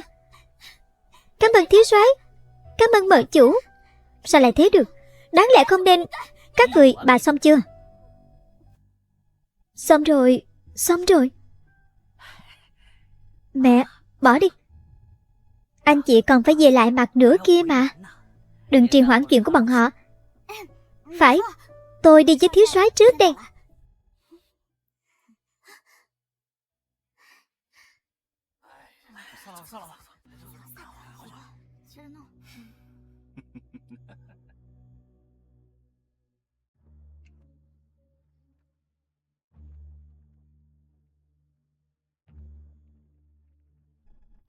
Lấy vợ lẽ cho chồng mình mà còn vui vẻ như thế. Thiếu soái, mời chủ đúng là ngôi sao may mắn. Vừa nãy đại soái đã về phủ, đúng lúc chứng kiến toàn bộ việc hoa hồng đỏ làm loạn. Đại soái thì liên quan gì đến cô ấy chứ? Liên quan nhiều. Mời chủ sắp xếp như vậy rất thỏa đáng. Đại soái chú cùng hài lòng. Cô ấy làm gì vì mình sao?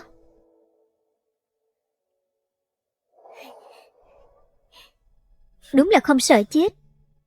Đồ ngốc.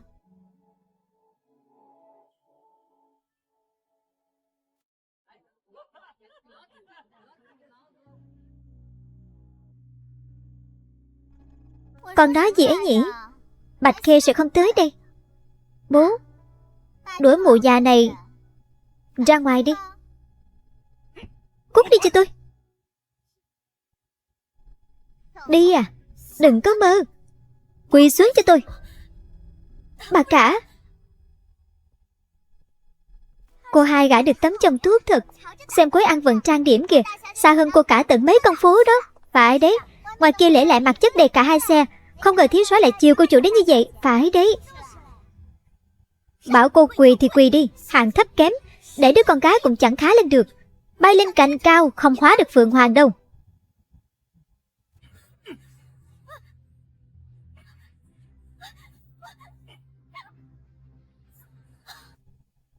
Bà cả tha mạng. Có lẽ trên đường có sự cố trì hoãn thôi à. Dù không có chuyện gì trì hoãn đi nữa thì cô ta cũng chả dỗ nổi thiếu soái đâu. 8 phần là thế về lại mặt một mình thì mất mặt. Đứa con hoang đó chả có phép tắc gì. Bà cả bảo ai là con hoang vậy?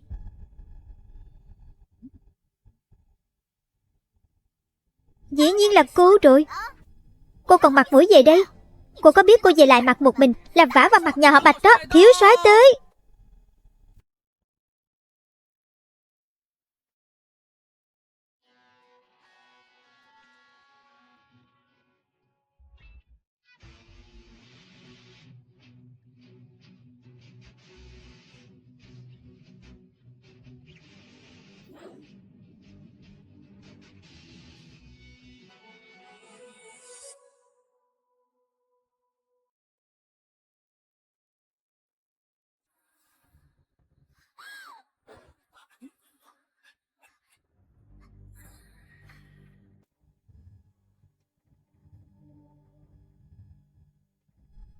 Sao lại như thế được? Sao Hoắc Đình Tranh lại về lại mặt với cô ta? Đáng lẽ phải ngược đãi cô ta dã man. Sao còn đối xử tốt dữ vậy? Hiểu lầm, đều là hiểu lầm thôi à. Chẳng phải giờ này Trệ Quý và Khê Khê đều chưa tới hay sao? Vậy nên bà nhà tôi mới nói nhiều mấy câu. Tôi đến muộn là có thể bắt mẹ tôi quỳ à? Đúng thế, đến muộn là lỗi của thiếu soái tôi. Bắt mẹ quỳ làm gì? Người nên sợ là kẻ khác đấy. Em đứng ngay ra đó làm gì? Em không sợ. Chỉ là nghe anh gọi mẹ, em thấy hơi bất ngờ. Mời thiếu soái ngồi đi.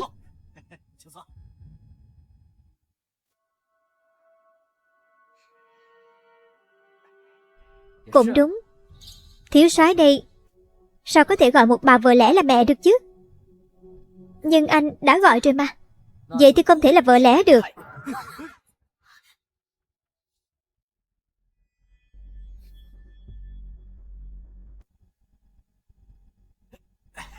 Đúng, thiếu soái nói đúng lắm. Thông gia của phủ đại soái thì phải là bà cả mới đúng. Bố nói gì vậy? Mẹ con mới là bà cả. Bạch Như Hải ông điên rồi. Bà ra đây với tôi đi.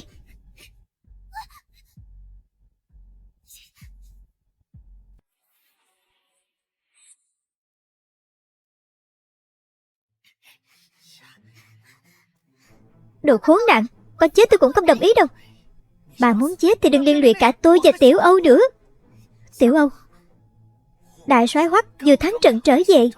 Hiện giờ thế lực của ông ấy đang như mặt trời ban trưa Thượng Hải này. Nhà họ Bạch chúng ta. Đừng có nói là nhà họ Bạch chúng ta, cộng cả nhà họ Lâm bà vào, thậm chí cộng hết các gia tộc khác vào, cũng không sánh bằng nhà họ Hoắc đâu. Bà yên tâm, chẳng qua là đổi cách xưng hô mà thôi. Vẫn để bà nắm quyền quản gia đó được chưa? Thôi đừng làm loạn nữa, đi về thôi. Mau về. Mẹ, sau này nếu họ còn dám bắt nạt mẹ, cứ trực tiếp gọi qua cho con. Còn đánh không lại, chứ chửi không lại chắc.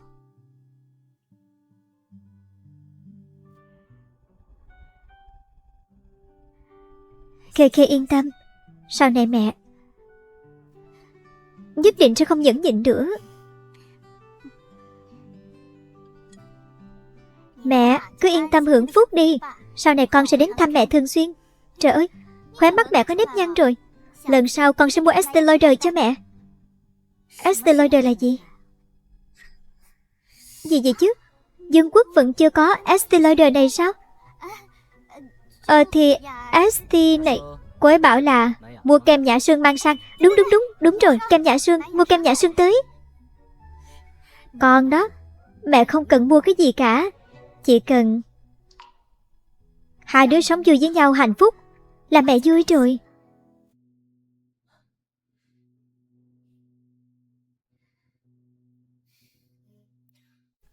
Cảm ơn anh, thiếu soái.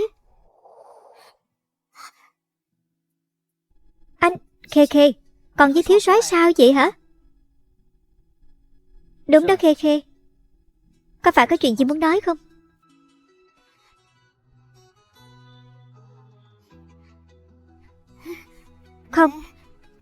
Không có gì đâu. Tên khùng này, sao tự nhiên thả thính mình? Không sao là được rồi. Vợ chồng son mới cưới nhất định đừng cãi nhau. Chuyện gì thì con cũng cứ nhường nhịn thiếu soái nhiều hơn một chút. Nghe thấy chưa? Nghe thấy rồi. Bạch Khê, khai giảng xong em vẫn tiếp tục đi học chứ?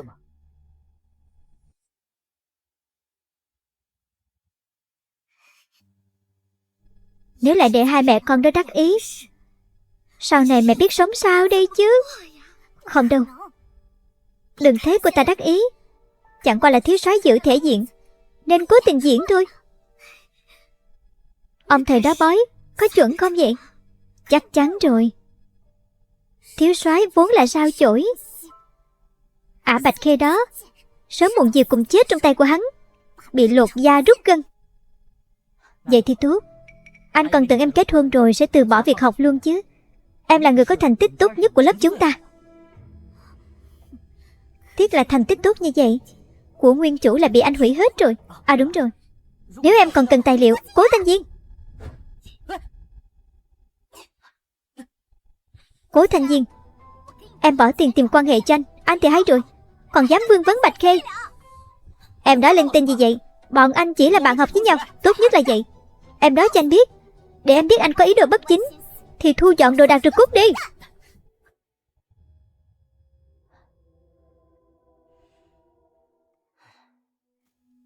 Hai vợ chồng họ chẳng có ai tốt đẹp.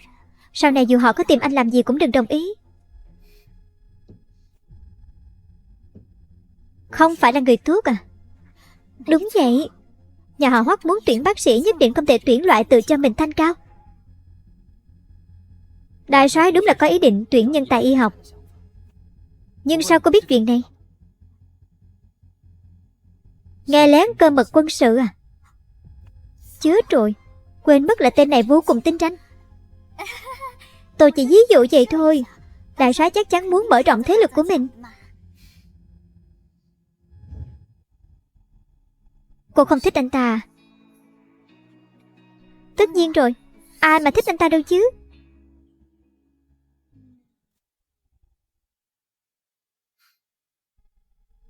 Nè, anh về rồi hẳn cười có được không? Mẹ tôi sợ đó.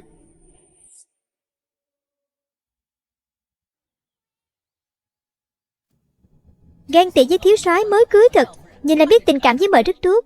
Tốt hay không thì chưa có biết, chỉ thấy càng ngày càng to gan. Đến cả tôi cười lúc nào cũng muốn quản tôi nữa. Không giống bà vợ của nhà tôi, suốt ngày chỉ tay năm ngón với tôi, động tí làm mắng là quản à. Anh cưới được vợ cũng là giỏi lắm rồi đó. Hả? Tôi thì sao chứ? Tôi là tài xế của thiếu soái, cả Thượng Hải không có người thứ hai. Giỏi thì đã sao chứ? Bình thường thì kén chọn đũa đường, chẳng phải đến khi về nhà vẫn trơ mắt làm chó cho vợ à? Cái đó thì đúng thật. Ai bảo vợ tôi xin thế làm gì? Còn dẻo miệng. Lúc cô ấy vui thì dỗ ngọt đến mức tôi không tìm nổi cửa nhà. Được rồi, lái xe cho đàng hoàng. Chúc mừng đại soái ca khúc khải hoàn. Trong nhà lại có thêm 2 nàng dâu mới, đúng là song hỷ lâm môn. Tốt.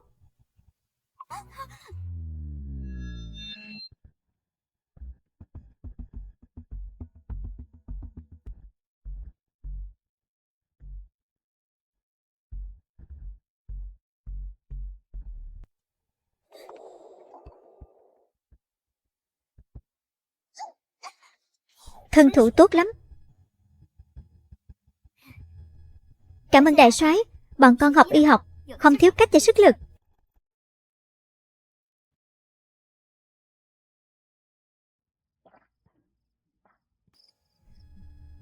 Chị là em gái, một ngày ngã tận 2 lần, còn cơ hội thì vẫn nên tới bệnh viện kiểm tra não chút đi.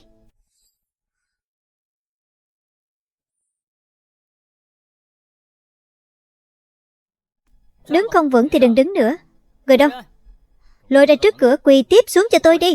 Thiếu soái em sai rồi. Hôm qua em quỳ suốt một đêm nên mới ngã như vậy đó.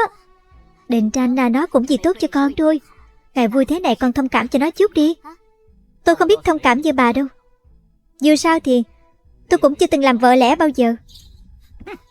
Lão Tuyết, ăn nói bậy bạ gì vậy? Đây là mẹ mày đó. Mẹ tôi mất 10 mấy năm rồi.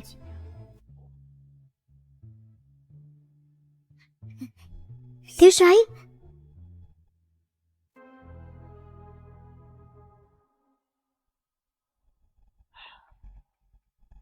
Được rồi. Dưa dê đã làm loạn cao cao cả lên. Tiểu Khê à, bố thấy con lanh lợi, có chính kiến. Tiệc chúc mừng lần này trong phủ giao cho con lo liệu đó. Chuyện này không ngờ buổi tiệc quan trọng như vậy lại giao cho con nhỏ chết tiệt mới đến nhà. Hai bố con hòa thuận, cuối cùng lại tát vô mặt tôi.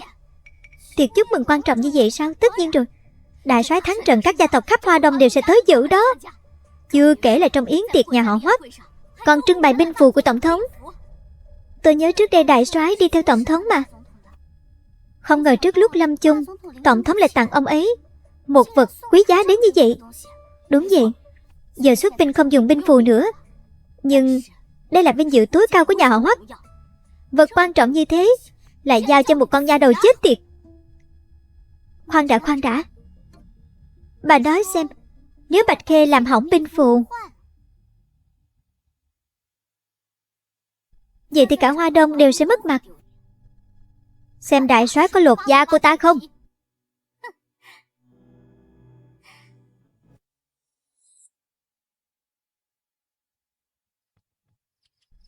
Vậy nên ngoài việc sắp xếp yến tiệc, quan trọng nhất chính là bảo vệ tốt binh phù đó. Không ngờ còn được thấy cổ vật quý giá như vậy. Trong đầu cô bây giờ toàn mấy thứ đó thôi à? Tôi làm tốt chuyện này, chẳng phải cũng làm anh nở mày nở mặt sao? Tôi cần cô làm tôi nở mặt à? Vậy chứ anh muốn sao?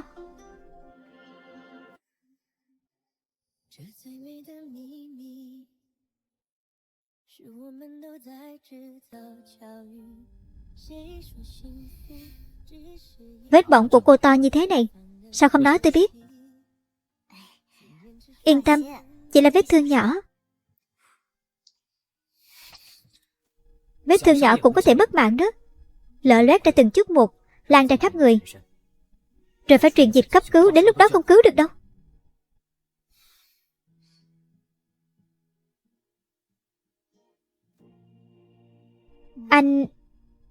Anh muốn tôi chết à? Sao lại thế được?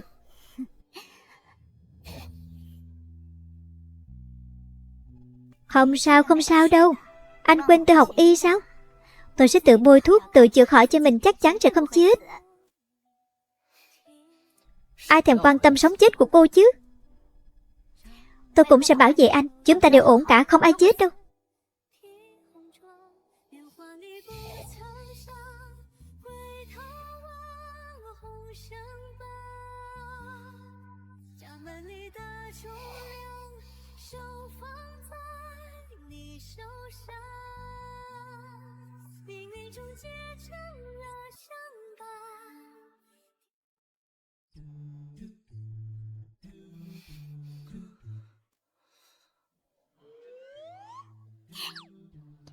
Sao tự nhiên lại bế lên thế này? Ngại quá đi. Không được, không được. Bạch Tiểu Khê, bạn phải kiên định lo sự nghiệp, tập trung vào bản thân. Không thể để đàn ông cản trở con đường thăng tiến. Nhưng mà lúc thì anh ấy như chó sói, lúc lại như cún con. Khó mà không thích lắm. Vợ chủ đã mang đồ ăn cần kiểm tra tới rồi. Tới đây, tới đây. À đúng rồi, phải tranh thủ lo tiệc chúc mừng.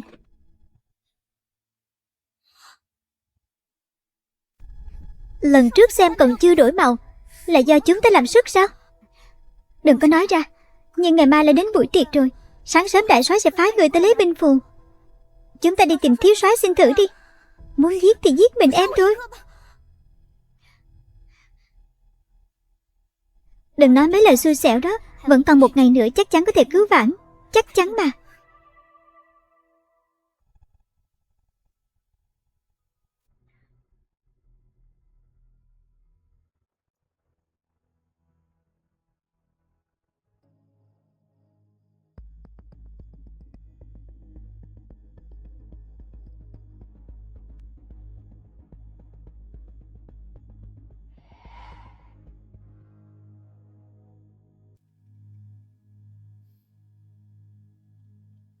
Thiếu soái, trong tay Hiểu Linh là hộ phù. Hay là hỏi mợ chủ thử xem.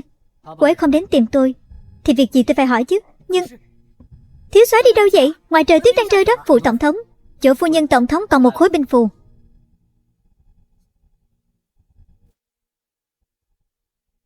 Từ sau khi tổng thống qua đời, sức khỏe của phu nhân không tốt, đêm nào cũng ngủ rất sớm.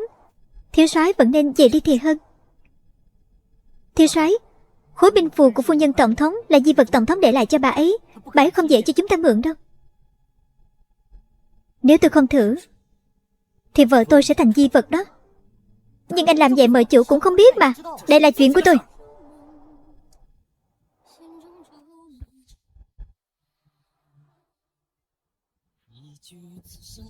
Hoắc Đình Tranh đến cầu xin phu nhân cho tôi mượn binh phù.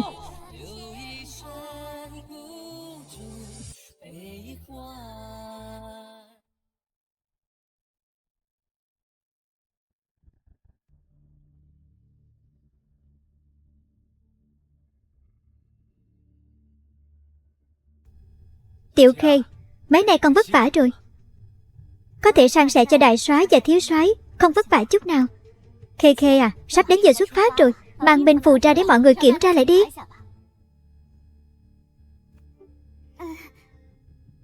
Không có gì cần kiểm tra cả. Đến hội trường yến tiệc thì trực tiếp lấy ra là được. Chẳng lẽ mợ chủ làm hỏng binh phù rồi nên mới không dám lấy ra à? Đừng nói những lời xui xẻo như vậy. Binh phù này là huân chương quan trọng nhất của nhà họ Hoắc. Đúng không đại soái? Đúng vậy. Năm đó tôi theo tổng thống chinh chiến khắp mọi nơi. Trước lúc lâm chung, ông ấy đã tặng cho tôi làm kỷ niệm. Ý nghĩa vô cùng to lớn. Ồ, vậy nhất định phải cho con dâu ngắm một lần. Con chưa từng thấy vật quý giá như vậy bao giờ đó. Đến hội trường yến tiệc cũng thấy. Hội trường yến tiệc đông người như vậy, người nhà họ Hoắc phải chú ý lễ nghi hơn. Sao tôi dám xen vào chứ? Mợ chủ cứ tránh né như vậy, lẽ nào làm hỏng binh phù thật? Không hỏng. Không hỏng thì sao cô không dám lấy ra? Cô hết lần này đến lần khác bóng gió rằng tôi làm hỏng binh phù. Nếu cô trách nhầm tôi, cô định bù đắp như thế nào đây? Sao mà tôi trách nhầm cô được chứ? Khiêu khích tôi đấy à? Tôi thấy rõ ràng cô đang câu giờ cứng mồm cứng miệng thì có. Nếu cô không làm hỏng binh phù, tôi sẽ quỳ xuống làm bệ đỡ chân cho cô. Mau mở ra cho tôi xem. Được rồi Khê Khê à, còn cứ mở ra đi cho mọi người kiểm tra một chút.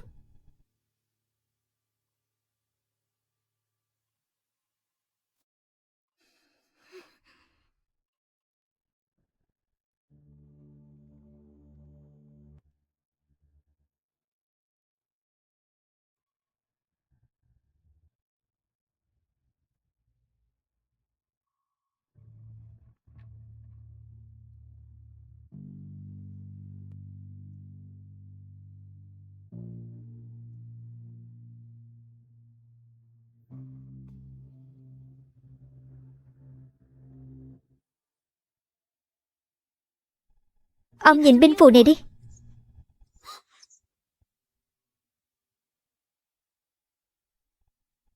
Chẳng phải binh phù vẫn vẹn nguyên sao? Bà la hét cái gì? Không chỉ nguyên vẹn, hình như còn mới và sáng hơn một chút. Chắc chắn là cô đã làm mất binh phù, rồi tìm một cái giả lừa mọi người. Hình như bà chủ rất chắc chắn rằng tôi đã làm hỏng binh phù nhỉ? Thái độ vừa rồi của cô rõ ràng là có vấn đề. Đúng là có vấn đề. Đại soái, bố thấy binh phù trông mới hơn là vì con đã tiến hành tu sửa bảo dưỡng. Mấy hôm trước con dùng kỹ thuật hóa học phủ một lớp bảo vệ lên binh phù. Nhưng tối hôm qua con nhận ra lớp màng bảo vệ trên bề mặt của nó đã bị sứt mẻ.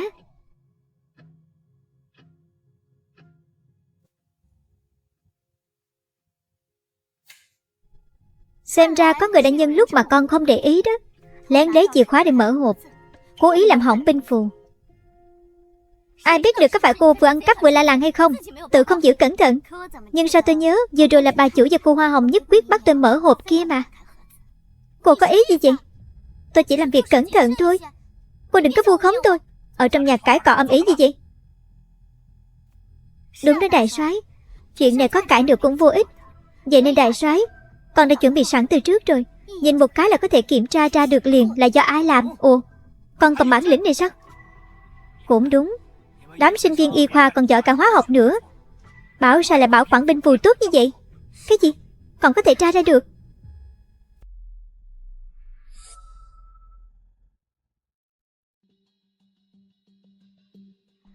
Trong lớp bảo vệ này, tôi đã pha thêm một số hợp chất rất dễ bay hơi.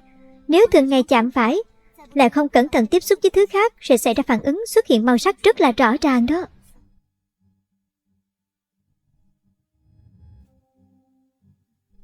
Trong giờ vuốt tóc có chứa dầu hạt trà, đã xảy ra phản ứng, ngón tay của tôi liền chuyển sang màu xanh. Khá đấy, bảo sao người ta nói thành tích của con luôn đứng đầu trường.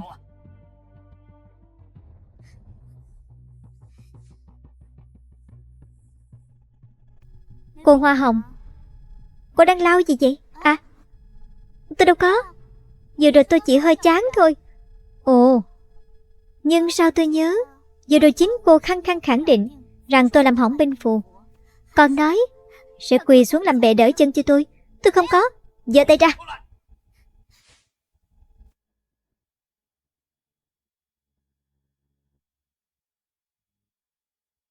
Không ngờ bà chủ giỏi như vậy. Xem ra binh phù này của chúng ta coi như uổng công mượn rồi. Đúng vậy, với bản lĩnh của cô ấy, ở thời đại này không có thể sống tốt. Tiền đề là sẽ không bị tôi liên lụy. Thiếu soái anh nói gì vậy chứ?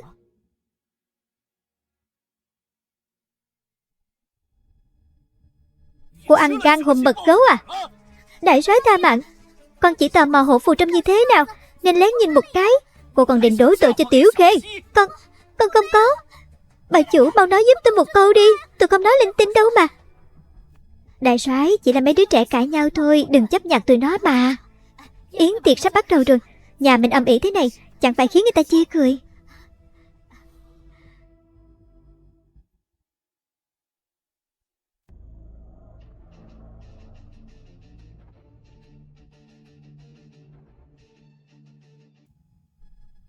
Bà chủ đúng là biết nghĩ cho người khác quá. Giờ chúng ta nhanh gọn dứt khoát đi. Nếu đã không quản nổi chìa khóa thì giao lại quyền tài chính. Cứ để cho Khê Khê làm. Cô ấy quản lý được.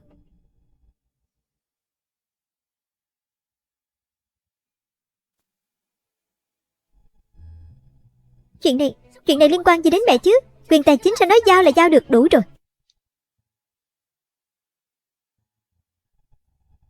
Đại soái, tôi vất vả cực nhọc giúp ông lo liệu trong ngoài, không có công thì cũng đã chịu khổ, sao không có thể? Vậy bà nghỉ ngơi cho tốt đi. Tôi không có ý đó. Tôi không bàn bạc với bà nữa.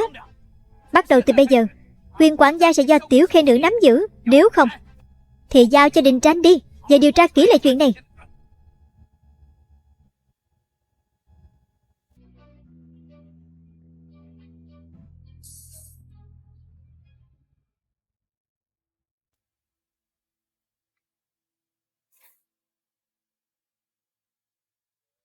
Không ngờ lại có chuyện tốt thế này.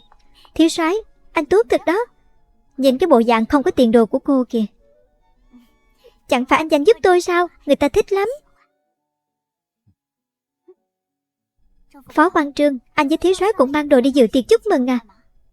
À, không phải. Lão Trương, cậu đem đồ là thiếu soái hiểu lầm mợ chủ, làm hỏng binh phù thực, cất công đến hỏi phu nhân tổng thống mượn một khối y hệt mang về. Đồ quý giá thế này sao mượn được chứ? Trời ạ, thiếu soái, sao anh không hỏi tôi trước? Chẳng thế thì sao? Tôi cũng khuyên thiếu soái hỏi cô trước, nhưng anh ấy không nghe, vội vàng chạy tới phụ tổng thống quỳ suốt cả một đêm luôn đó. Được rồi.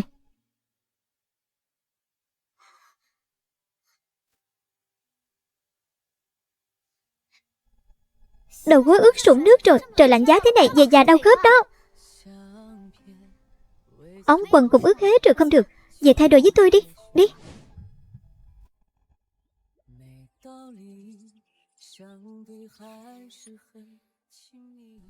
Không cần lắm chuyện như vậy, tôi đi trước đây. Anh ấy uống nhầm thuốc hả? Chắc là thiếu soái vẫn chưa muốn thực sự gần gũi. Tôi nói linh tinh vậy thôi, mời chủ đừng coi là thật.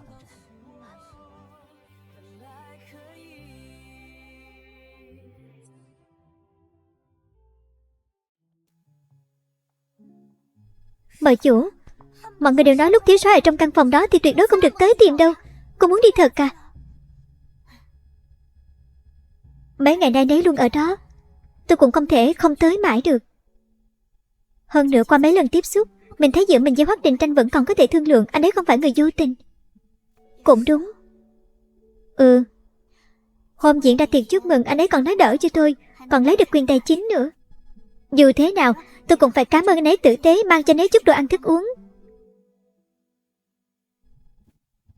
Mợ chủ, cửa khóa rồi. Quyền tài chính hữu ích thật đó. Tôi có chìa khóa dự phòng.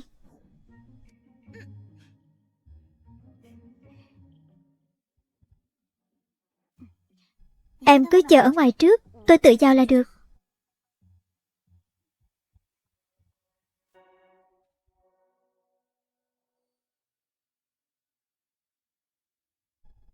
Trong truyện gốc, chính tại căn phòng này Bạch Âu bị Đình Tranh hành hạ mắc bệnh tâm thần.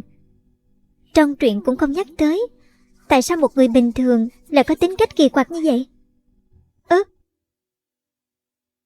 Ở đó.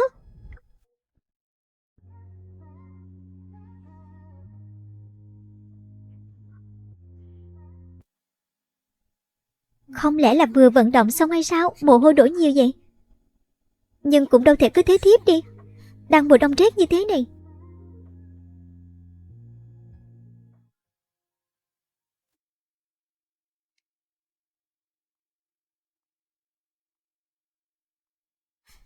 Đúng là không ổn. Mình không nên mang việc vào người.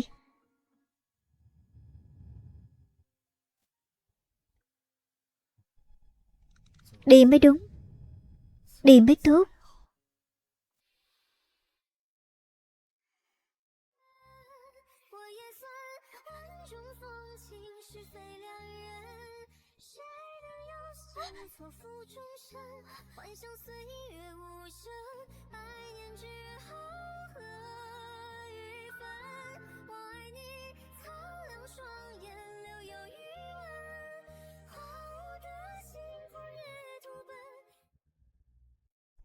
Không đúng, chỉ là Hoắc Trình Tranh thôi mà.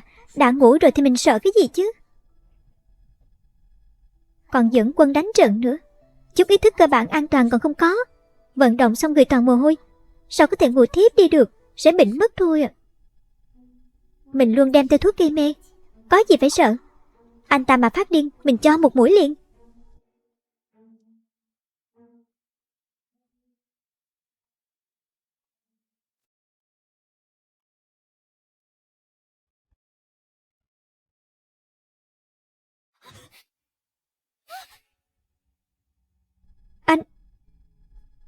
Anh không ngủ à? Ngủ rồi thì làm sao? Định giở trò với tôi à? Anh nói vớ vẩn như vậy. Tôi mang đoán đến cho anh. Thấy anh ngủ mất nên sợ anh bị lạnh thôi. Sợ tôi bị lạnh sao? Không biết sợ cho mình đi à?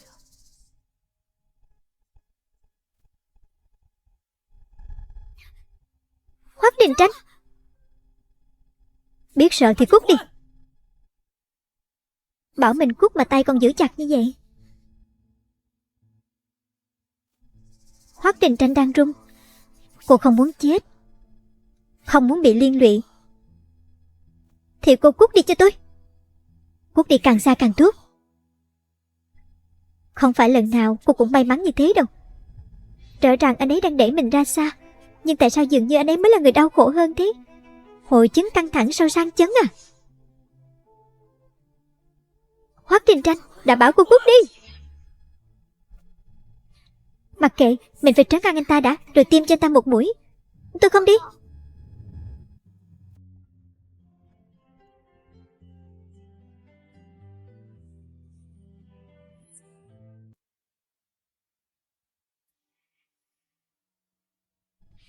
Thuốc an thần của mình đâu rồi?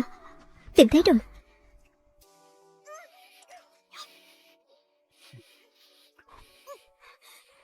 Nhẹ, nhẹ thôi. Tôi không thở được. Dùng mũi mà thở đi.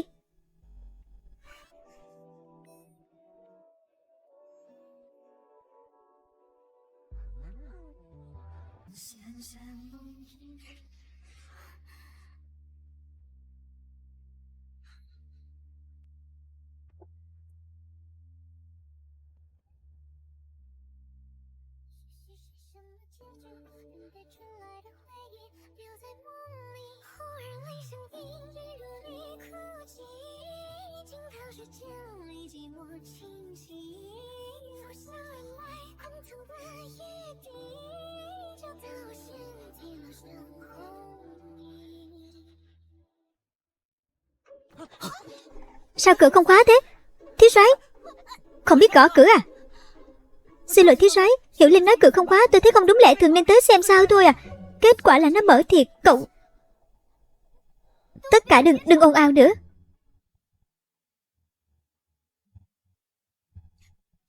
Anh mặc áo vô đi.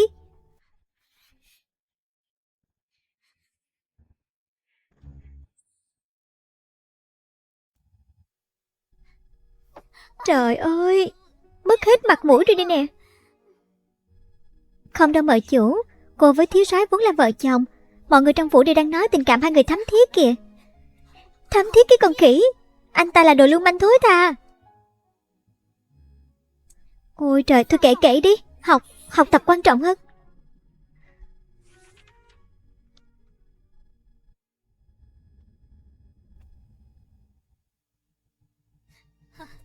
Cứ tưởng Hoắc Đình Tranh lấy vợ sẽ khiến cả nhà loạn lạc nhốn nháo theo. Thật không ngờ lại càng ngày càng hòa thuận như vậy. Thì đó, mấy ngày nữa tướng quân Phùng sẽ đưa con gái đến Thượng Hải. Đại soái lại giao cho mợ chủ tổ chức tiệc chào mừng rồi. Tướng quân Phùng, Phùng Mạn Ni con gái ông ta thích Hoắc Đình Tranh từ nhỏ. Nếu Phùng Mạn Ni xen vào thì làm gì còn cơ hội cho con khốn Bạch Khê để nhảy nhót. Còn có chuyện đó sao? Vậy Phùng Mạn Ni mà ở bên thiếu soái thì chẳng phải tôi cũng đang đuổi theo sao? Dĩ nhiên tôi sẽ không để cho bọn nó ở bên nhau hòa thuận đâu. Hoắc Đình Tranh tận mắt chứng kiến mẹ nó chết ngay trước mặt. Cứ liên quan đến tình cảm là nó sẽ phát điên phát rồ lên.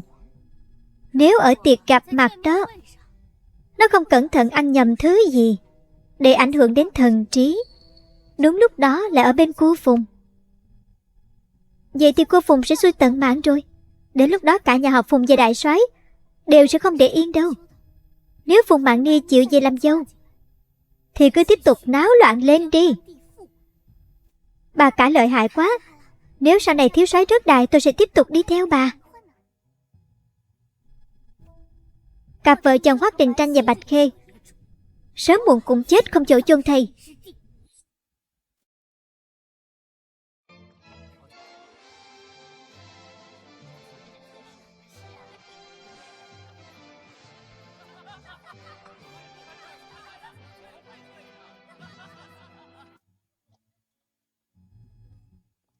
Để ý vào, đây đều là ông ta bà lớn ở Thượng Hải. Đừng làm em mất mặt. Biết rồi. Em đã dùng mối quan hệ của nhà họ Bạch để móc nối cho anh. Sau này anh có thành tích phải nhớ ghi lòng tạc dạ.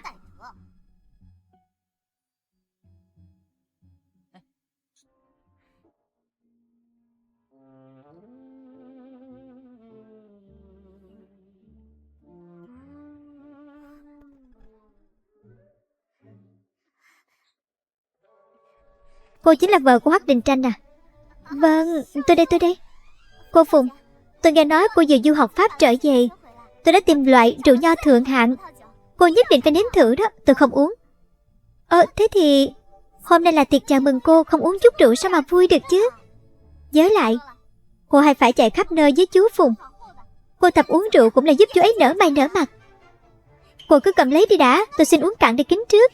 Tôi không uống, đã bảo tôi không uống mà. Cô có thôi chưa?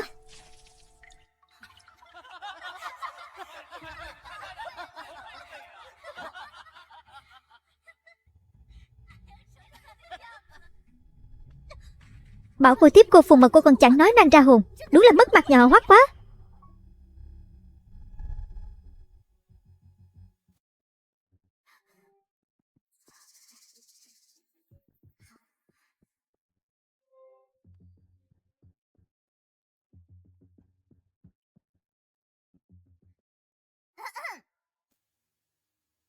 Chị nói này Tiểu Khê, bố mẹ chồng giao việc tổ chức bữa tiệc lớn thế này cho em, sao em có thể để mặc khách khứa đến tận bây giờ kia chứ? Liên quan gì đến cô? Chị có lòng tốt nhắc nhở em thôi mà. Cô Phùng là du học sinh Pháp trở về. Em muốn chiêu đãi quấy cho thuốc thì phải dùng loại rượu vang đỏ tốt nhất. Xong rồi, nhà họ Hoắc không lột da cô, hành hạ cô như tôi ngày xưa mới lạ đó.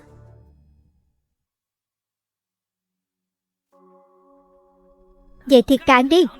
Vậy nên 1 tháng nữa chúng ta phải tập hợp quân đội ra tiền tuyến sao? Phải.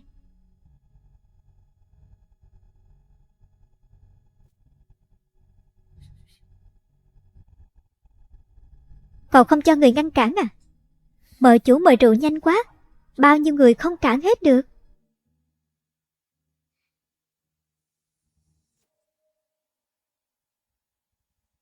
Em muốn chiêu đãi quấy chơi thuốc thì phải dùng loại vang đỏ tốt nhất. Cô Phùng yêu thầm thiếu soái bao năm, hôm nay chắc chắn sẽ khiến mợ chủ này mất hết mặt mũi. Hôm nay lúc đến đây, sắc mặt cô Phùng đã không tốt, Bạch Khê còn cố tình sáng vào nữa. Quả nhiên là con vợ lẽ không thể khá lên nổi, không biết quan sát cái gì hết. Phải đấy, cô chính là vợ Hoắc Đình Tranh à? Chào cô Phùng, tôi là Bạch Khê, học khoa y Đại học Quan Hoa. Đại học Quan Hoa à? Nói gì mà lèm bà lèm bèm như thế chứ? Sao vẫn chưa hắt? Kể ra thì trước khi cô đi du học, chúng ta còn học cùng trường. Cạn một ly, uống rượu thì thôi. Nè, cô làm gì vậy? Hát đi, mau hát rượu lên cô ta đi. Tôi đã nói là tôi không. Nóng à? Cô uống thử đi.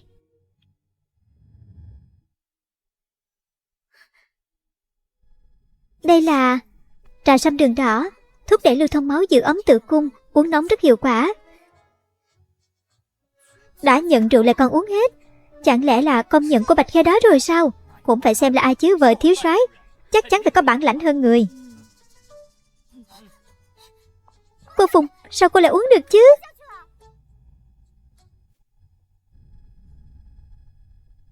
Chứ tại sao tôi không thể uống? Tôi không có ý đó. Ý tôi là cô ta đưa thứ tôi đưa cho cô Phùng dĩ nhiên phải là thứ tốt nhất. Bạch Âu, nếu cô uống quá chén thì ra ngoài mà hóng gió đi, đừng làm phiền chúng tôi nói chuyện. Cô ăn nói kiểu đó với ai vậy? Tôi là chị của cô. Được rồi, lèo nhà lèo nhèo ồn chết đi được. Cô không ra ngoài là tôi gọi người mời cô ra đó.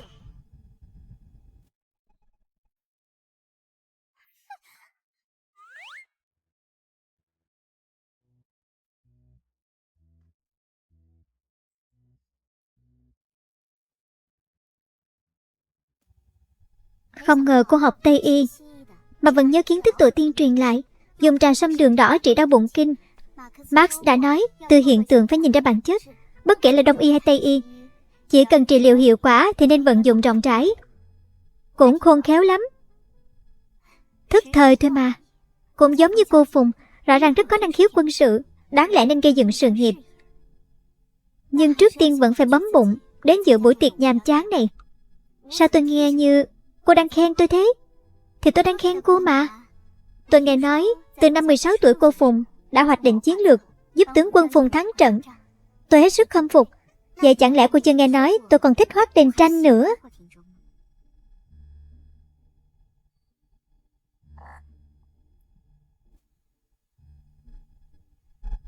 Thiếu soái và cô Phùng đều là những người rất tốt. Cô thích anh ấy cũng rất là hợp lý mà thôi. Nhưng đâu thể vui trên nỗi đau kẻ khác. Bây giờ thiếu soái đã là chồng của tôi rồi. Anh rất tốt với tôi luôn đó. Vậy nên tôi cũng rất tin tưởng ảnh. Đang khoe với tôi à? Đâu. Dạo này tôi đang lên kế hoạch lập một quỹ tài trợ y tế, không có sức để khoe khoang mấy chuyện yêu đương nam nữ này đâu. Tôi tin cô Phùng cũng là một người có hoài bão to lớn, sẽ không tốn nhiều tâm sức cho người đàn ông đã có vợ rồi đâu. Cô nói cứ như anh ấy chẳng đáng giá gì hết đó. Có sao? Hai người nói xong chưa?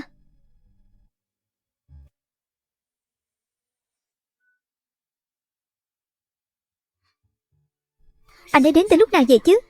Đừng có nghe được chứ. Nếu hai người nói xong rồi thì mời cô Phùng xuống lầu thảo luận về chuyện đồ dùng quân sự đi. Được, tôi đi trước. Gọi Phùng Mạn đi thì cứ nhìn mình chằm chằm làm gì?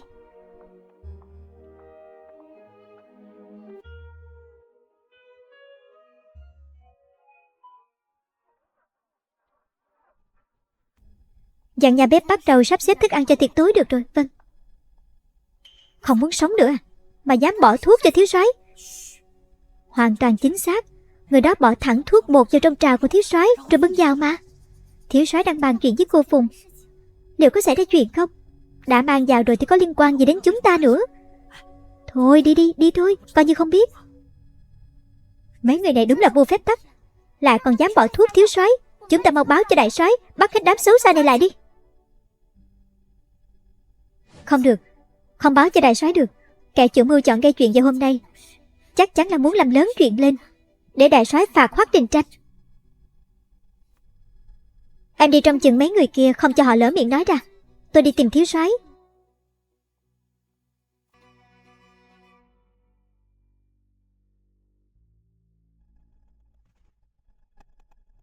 Không cho họ lỡ miệng nói ra.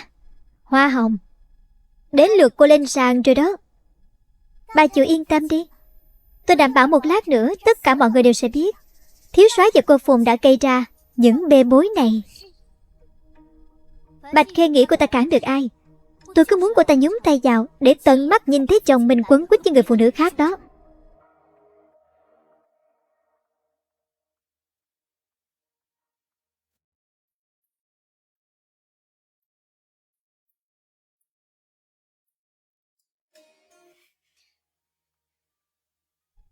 Hoắc Đình Tranh, anh dừng lại đi.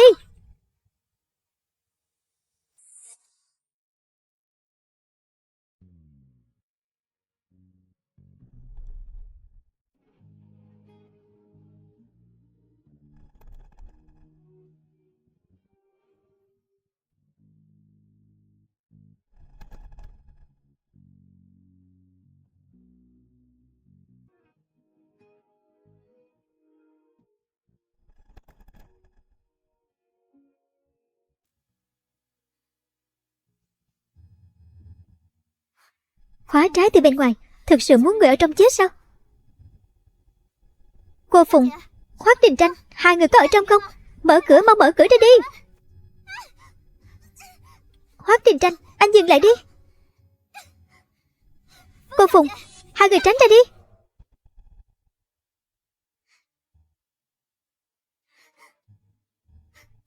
Chúng ta mau gọi bác sĩ đi. Để không bị thuốc kiểm soát. Không chạm vào tôi, anh ấy cứ tự hành hạ mình. Mau gọi bác sĩ tới đi.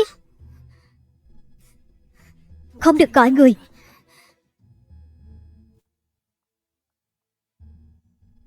Không sao đâu, may mà. Anh ấy cũng tránh những chỗ hiểm. Vậy chúng ta mau đi gọi đại soái đi. Không ai được đi cầu viện hết. Tôi cố gắng được. Tôi có thể kiên trì được mà.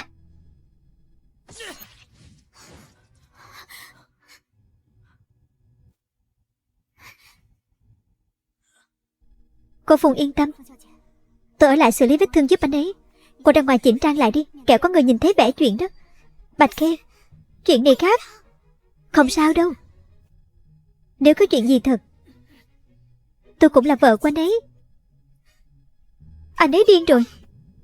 Năm xưa đại soái bỏ rơi mẹ con anh ấy tận mắt chứng kiến mẹ mình chết rét giữa trời tuyết. Từ đó trở đi anh ấy đã hóa điên rồi. Chúng ta đi trước đi. Bao giờ anh ấy bình tĩnh lại, chúng ta sẽ gọi bác sĩ, có được không? Không sao đâu, không sao đâu, không sao đâu. Đi đi, Bạch Khê. Bạch Khê. Bạch Khê, cô đừng ngốc mà Bạch Khê. Anh ấy là chồng tôi. Càng là một bệnh nhân cần giúp đỡ, dĩ nhiên tôi phải ở lại chứ. Bạn đi, về tắm nước ấm, thả lỏng lại đi. Nhớ chăm sóc tốt cho mình, ngoan nào.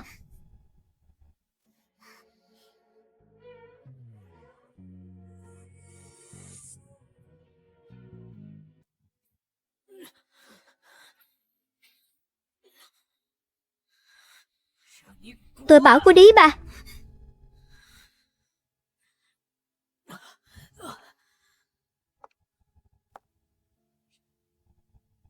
Bảo tôi đi. Anh định ở đây đến khi máu chảy cạn hả? Hoắc Đình Tranh, anh nhìn kỹ lại xem tôi là ai đi nè. Là ai thì cũng cút hết đi.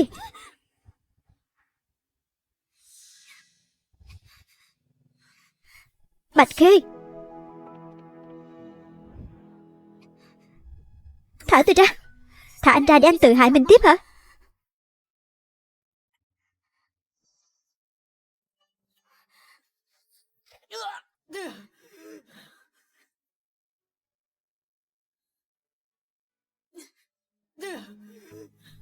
Cô tưởng mình là Bồ Tát sống hả? Tôi nên bịt luôn cái miệng anh nữa phải không? Anh nói vớ vẩn gì vậy?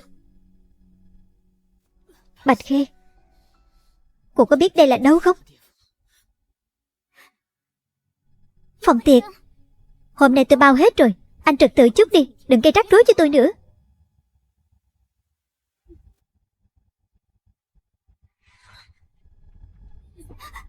Sao anh...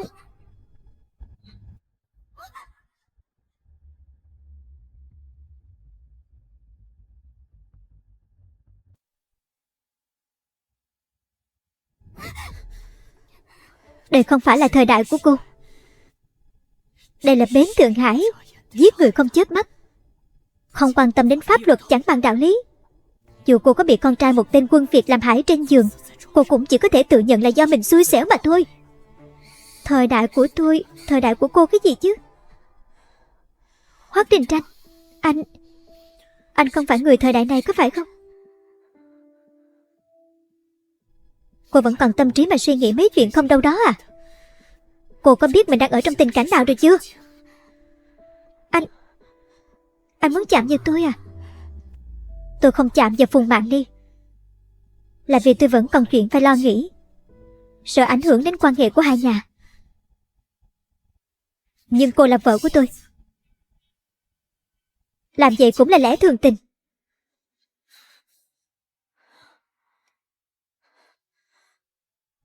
Vậy nên anh có thể xâm phạm tôi theo lẽ thường tình sao? Hoắc Đình Tranh, đây là lời thật lòng của anh à? Tôi biết anh không phải người như vậy. Anh chỉ đang bị thuốc khống chế mà thôi. Chỉ là anh ấy điên rồi. Năm xưa đại soái bỏ rơi mẹ con anh ấy, anh tận mắt chứng kiến mẹ mình chết rét giữa trời tuyết. Từ đó trở đi anh ấy đã hóa điên rồi. Anh chỉ đang mắc kẹt ở quá khứ, nhưng thực ra tất cả đã qua hết rồi. Anh nên bình thản nhìn về phía xa đi. Đây là phần thưởng anh đáng nhận được vì đã sống sót ở thời đại này.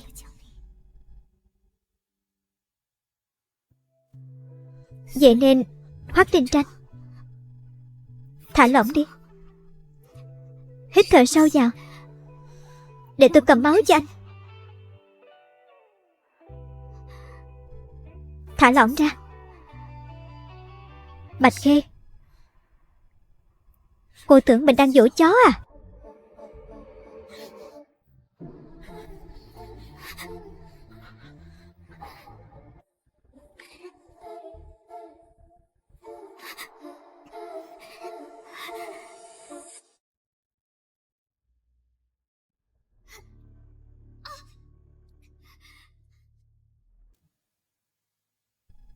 Không ổn rồi. Ai đó mau tới đi. Thiếu soái nhà tôi giúp cô Phùng bị người ta hại rồi. bị nhốt như cùng một phòng rồi. Nói lăng nhăng gì vậy? Tôi xé nát cái miệng cô. Con nhóc này phản rồi à? Xem hôm nay ta có xử lý mày không. Dừng tay. Mất hết mặt mũi rồi. Xảy ra chuyện gì vậy? Đại soái, bà chủ, chẳng phải tôi chỉ nghĩ cho thiếu soái thôi sao? Hình như thiếu soái uống nhầm thuốc gì đó. Anh ấy vừa mới cưỡng ép cô Phụng kìa. Vào trong phòng đó. Cái gì? Con gái tôi ở trong phòng? Lão Hoắc, mau phá cửa ra cho tôi. Chuyện, không thể có chuyện đó được. Thiếu soái nhà chúng tôi tuyệt đối không làm những chuyện tán tận lương tâm như vậy đâu. Đúng vậy, cô ta đang nói dối đó. Tôi tận mắt nhìn thấy, sao có thể nói dối được chứ? Cô Phùng chắc chắn không ở trong phòng. Trước giờ cô ta nói dối, đại soái ngài tuyệt đối đừng tin cô ta. Tôi mà nói dối thì sét đánh. Ông đây chả tin mấy thứ quỷ thần linh tinh. Con gái tôi có mệnh hệ gì thì lão Hoắc đừng trách tôi trở mặt vô tình. Mở cửa ra cho tôi. Đại soái, nếu tôi nhìn nhầm, nếu mà cô Phùng không ở đây, tôi sẽ nhảy từ lầu xuống. Ai đòi nhảy từ trên lầu xuống vậy?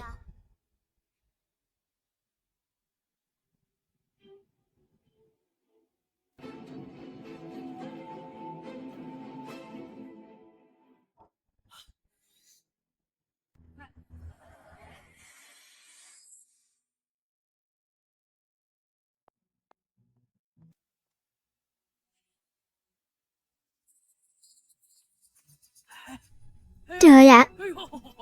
Bố. Hiểu lầm. Không sao là tốt rồi. Tất cả chỉ là hiểu lầm. Con thấy không phải hiểu lầm đâu. Thực sự có người làm ra mấy thủ đoạn thấp hèn đến như thế này, cũng coi như được mở mang tầm mắt đi. Cô Phùng, cô đang nói gì vậy? Hoa Hồng nghe không hiểu. Ban nãy Hoa Hồng thật là đã tận mắt nhìn thấy. Tôi đứng sờ sờ đây rồi mà cô còn muốn vu khống. Nhất định phải bôi nhọ nhà họ Phùng chúng tôi à? Lão Hoắc, dâu lẽ nhà ông chán sống rồi có phải không? Tướng quân Phùng tha mạng, đại soái tha mạng. Giờ rồi tôi chỉ nhìn nhầm thôi, nhưng tôi cũng ý tốt thôi. Tôi sợ cô Phùng bị người ta bắt nạt mà. Sao Phùng Mạn Ni lại thoát thân được? Vậy người trong phòng không được. Bất kể người trong phòng là ai, Hoắc Đình Tranh trúng thuốc đã là chuyện như đinh đóng cột. Mình nhất định phải phanh phui chuyện xấu của Hoắc Đình Tranh ra, nếu không thì chẳng phải uổng công. Mọi người bớt giận đi. Dù sao thì cô Phùng cũng đã không sao rồi. Hay là mở cửa ra xem thử. Nếu thật sự có chuyện gì chúng ta cũng tiện giúp thằng bé luôn. Bà chữ, tôi chưa từng thấy ai quan tâm con riêng của chồng như bà. Bà chu đáo thiệt đó. Mẹ ruột của Đình Tranh mất sớm, dĩ nhiên tôi phải coi nó giống như là con ruột của mình chứ. Đại soái, Đình Tranh từ nhỏ đã ngoan ngoãn hiểu chuyện. Hay là để đề phòng chúng ta cứ mở cửa ra xem đi. Nếu thực sự nó có chuyện gì, chúng ta cũng có thể giúp đỡ được thằng bé, phải không? Cũng phải, Đình Tranh sẽ không gây chuyện. Vậy thì xem thử đi. Không được. Con nhóc này cô im mồm đi. Để tôi mở cửa. Cô còn nợ tôi một cú nhảy từ trên lầu đó. Dám láo léo à?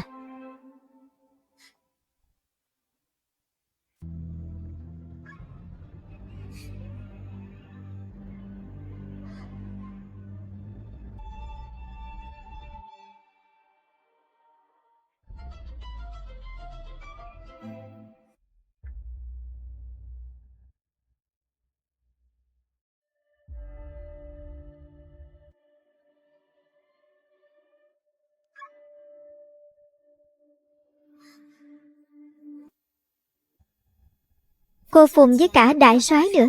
Sao mọi người đều tới đây? Thiếu soái vừa mệt quá nên đã ngủ mất rồi. Gây chuyện à? Tôi thấy cô đang ghen tị với vợ chồng thiếu soái thắm thiết nên mới lấy chúng tôi làm bia đỡ đạn. Sao lại như vậy được? Sao thiếu soái vẫn yên ổn chứ? Chuyện này không thể nào. Hoa hồng đỏ, cô nói vậy là ý gì? Chẳng lẽ thiếu soái có chuyện thì cô mới vừa lòng hả dạ hay sao? Không phải. Tôi chỉ thấy thiếu soái không ổn nên mới nghe anh ấy bị người ta bỏ thuốc. Tôi là sinh viên y khoa, còn không thể chỉ nhìn qua để kết luận tình trạng bệnh. Thì cô khăng khẳng định. Còn dẫn bao nhiêu người tới để xem kịch. Tôi không có. Tôi thấy cô có đó. Bởi vì người bỏ thuốc thiếu soái chính là cô. Hóa ra là vừa ăn cắp vừa la làng. Tôi không có. Tôi chỉ nhìn nhầm thôi mà. Cô dựa vào đâu lấy chuyện này ra vu khống tôi chứ? Rõ ràng thiếu soái vẫn đang yên ổn nằm kia. Lúc nãy cô còn nói nấy chỉ mệt quá nên ngủ thôi. Sao nấy lại bỏ thuốc được chứ? Bởi vì tôi đã tiêm thuốc an thần cho nấy rồi. Mợ chủ, tìm người tới đây rồi.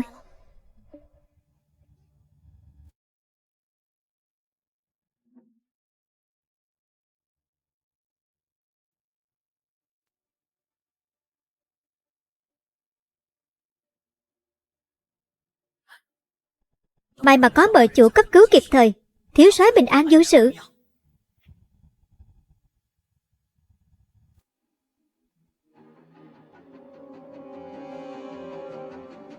Chính là cô ta bỏ thuốc vào cốc của thiếu soái.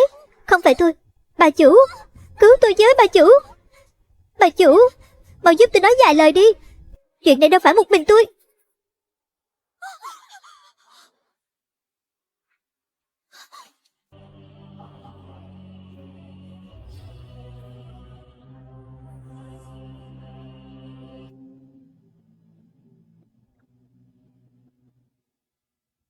Chết cũng chưa hết tội.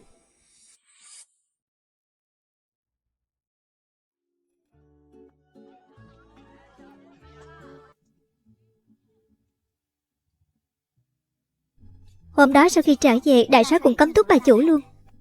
Trách bà ấy không biết nhìn người, suốt ngày qua lại với hoa hồng đỏ. Nói chung là chuyện này coi như đã khép lại rồi đó.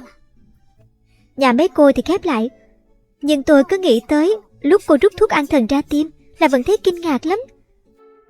Cô thật sự đã tiêm cho Hoắc Đình Tranh một mũi đó hả? Nhịn đi, Bạch Khê, nhịn đi. Trong tình huống chưa có thuốc đặc trị, xử lý căng thẳng sau chấn thương quan trọng nhất chính là trấn an. Không sao đâu, không sao đâu mà. Bạch Khê, thuốc an thần của cô đâu? Gì cơ?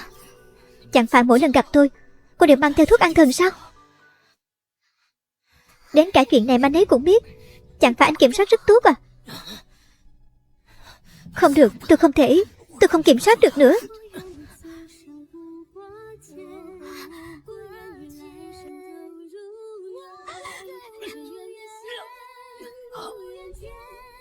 Hoắc Đình Tranh,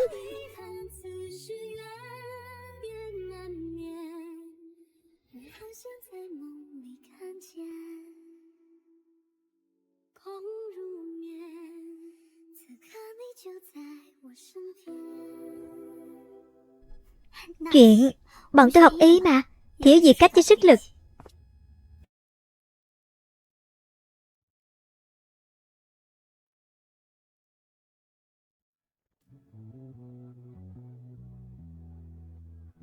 Hoắc Đình Tranh cõng con, Hoắc Đình Tranh cõng con. Sao anh lại tới đây? Tới đưa tài liệu cho bà chủ nào đó.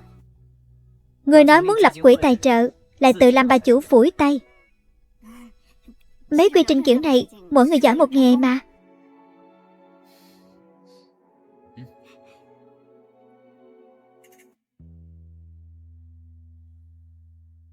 Cảm ơn thiếu soái.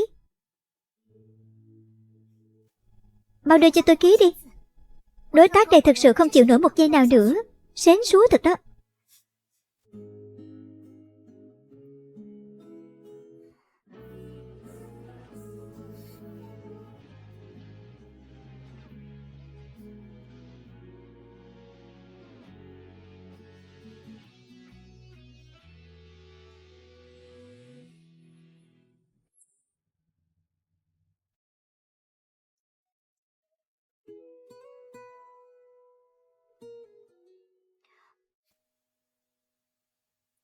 Vết thương nhỏ này tôi có thể tự mình xử lý được.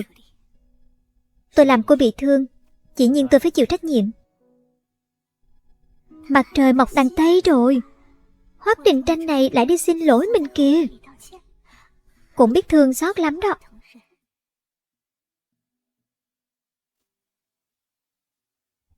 Mấy va chạm nhỏ thế này không có gì to tát. Vết thương của anh đã lành hẳn chưa? Có cần tôi xem lại cho không?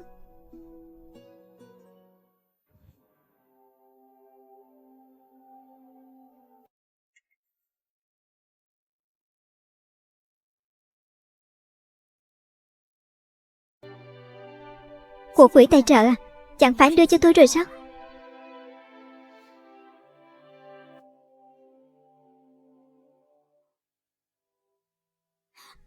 Đơn ly hôn?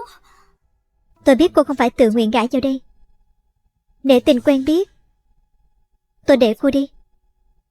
Nhưng tôi đã kết hôn rồi. Giờ ly hôn chẳng phải thành tái hôn à? Còn nửa tháng nữa tôi phải đi đánh trận rồi. Tái hôn còn hơn là quá chồng nhỉ? Sao tự nhiên thành quá chồng chứ? Trong cốt truyện gốc, hình như Hoắc Đình Tranh đã chết ở trận đánh sau đó thiệt. Đây là dự định ban đầu của mình còn gì? Tìm cơ hội trốn khỏi nhà họ Hoắc, tìm cách quay về. Nhưng tại sao mình lại thấy không vui một chút nào hết? Nếu anh nói nghiêm trọng như vậy thì cứ đừng đi nữa là được.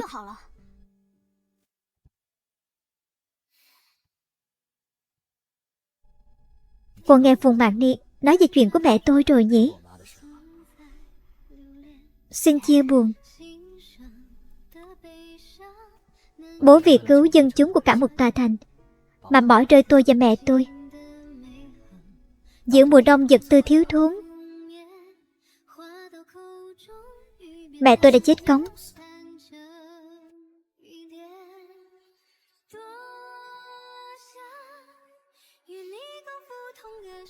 Nhưng mẹ tôi không cho cứu viện, bởi vì ở bên kia là nhân dân của cả một tòa thành. Lỡ bố phân tâm và thua trận thì cả tòa thành đó bị giết. Mẹ anh cam tâm hy sinh bản thân mình như thế vì dân chúng của tòa thành sao? Cho nên dù có hận bố, tôi cũng không thể trách ông ấy. Cho nên dù có thể chết bất cứ lúc nào, tôi cũng nhất định phải ra chiến trường. Hiểu chưa?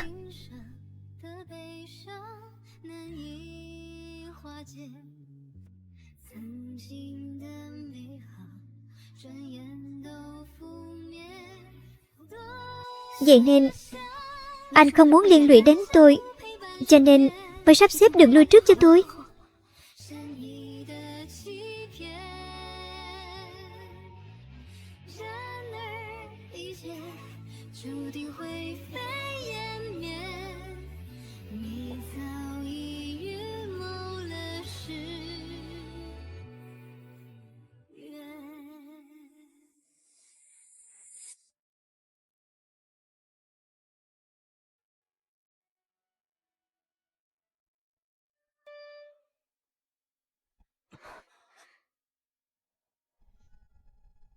Bạch Khê, cô chỉ biết dùng một chiêu này thôi à?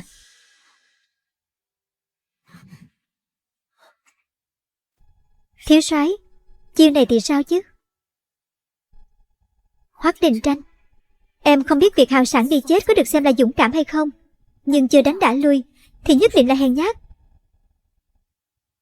To gan rồi đấy nhỉ. Là anh cứ nhất quyết đẩy em ra xa.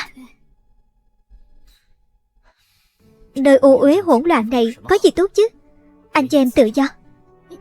Sao anh biết em muốn cái tự do đó? Em chỉ cần anh thôi, anh không muốn cũng không được. Em cần anh sao? Đúng vậy. Chưa thấy cướp trai nhà lành có đúng không? Hôm nay em cho anh mở mang tầm mắt. Anh có tinh liệt thế nào thì em cũng phải ép chính cái đầu dưa nhà anh. Đau quá.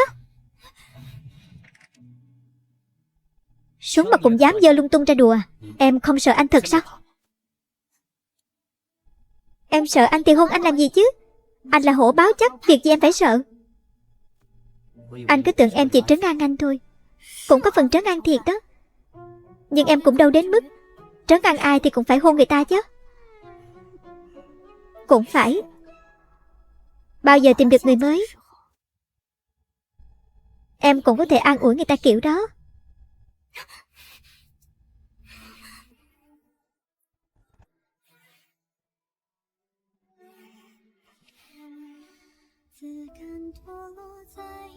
Không cho. Không phải là muốn ly hôn sao? Chẳng phải đã sắp xếp chuyện này cho em ổn thỏa rồi mà. Sao hôn ít gì nữa, cút ra. Vợ anh thích anh như vậy, sao anh phải ly hôn chứ? Ai thích anh chứ?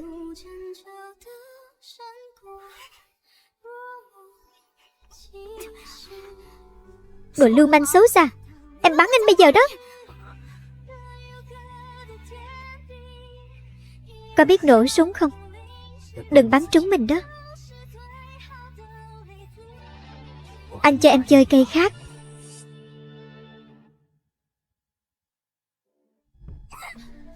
Uổng công em đưa anh về nhà mẹ, Không phải ở căn hộ rách nát của anh. Em bảo anh nghiên cứu tinh luyện penicillin, đến giờ anh vẫn chưa viết ra được.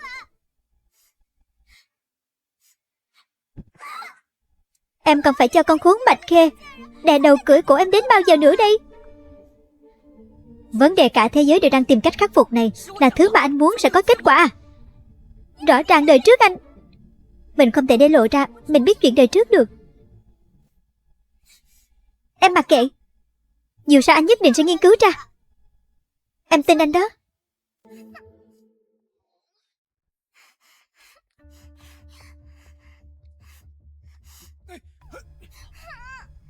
Tiểu Âu, thầy bói con tìm trước đây có chuẩn không vậy hả?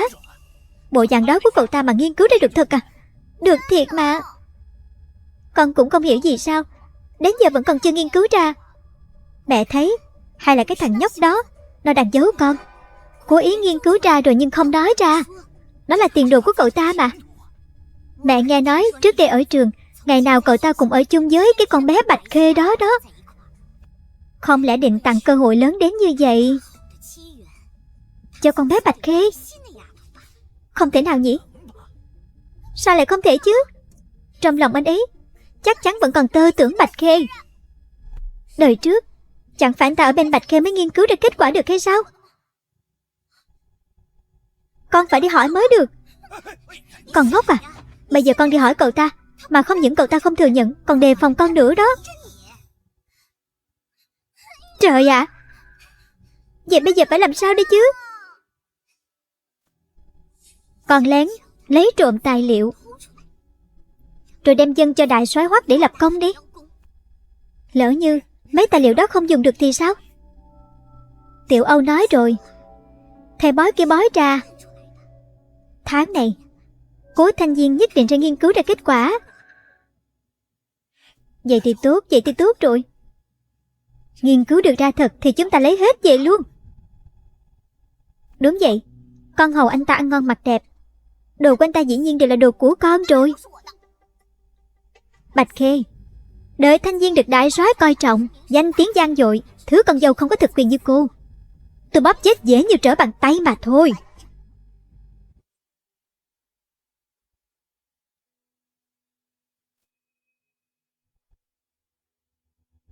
Bắn khá đấy.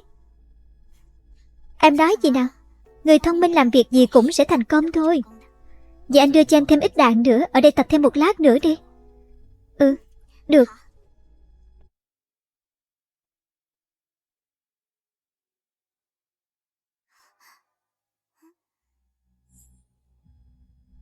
Bạch Âu, cô đến văn phòng làm gì?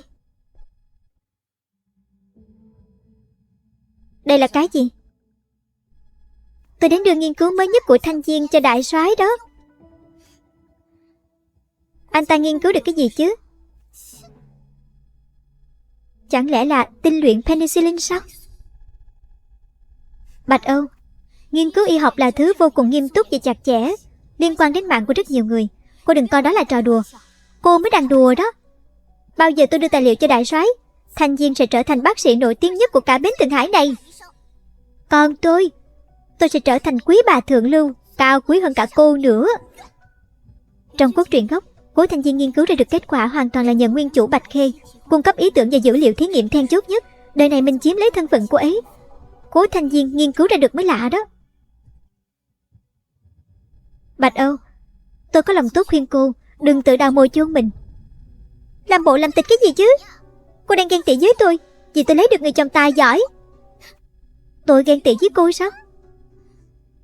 Cố Thanh Diên đúng là có một chút tài cán đó, nhưng con người anh ta giả tạo vô cùng.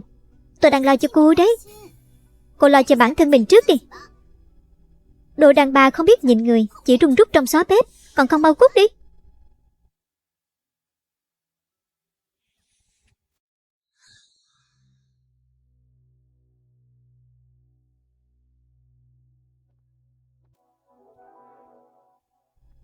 Người chị ngu ngốc của em đến tìm em làm gì? Cô ta nói muốn đưa tư liệu của Cố Thanh Diên cho đại soái. Chính là cái tên cứ nhung nhớ em mãi đấy à? Nói linh tinh như vậy. Em muốn nói với anh một chuyện. Anh không được bảo chuyện bé xé ra to. Ừ, anh nghe đây. Cố Thanh Diên có thể có một chút tài cán, nhưng con người anh ta bụng dạ xấu xa, chị em lại còn hơn thế. Cho nên, nếu bọn họ tự tiến cử bất cứ thứ gì, đặc biệt liên quan y học, các anh nhất định phải tiến hành thử nghiệm lâm sàng, xác nhận nhiều lần rồi mới được đưa vào sử dụng đó. Được.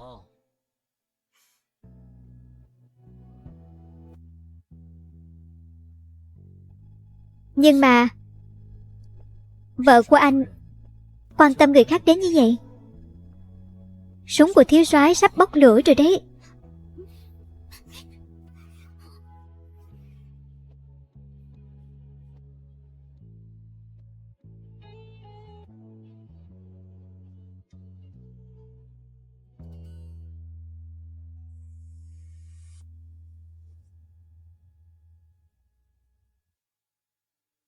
Nghiên cứu còn chưa xong, sao em có thể lén lấy đi như vậy chứ?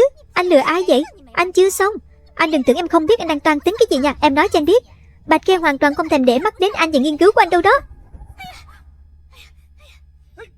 Trời ơi, cục cưng của mẹ à.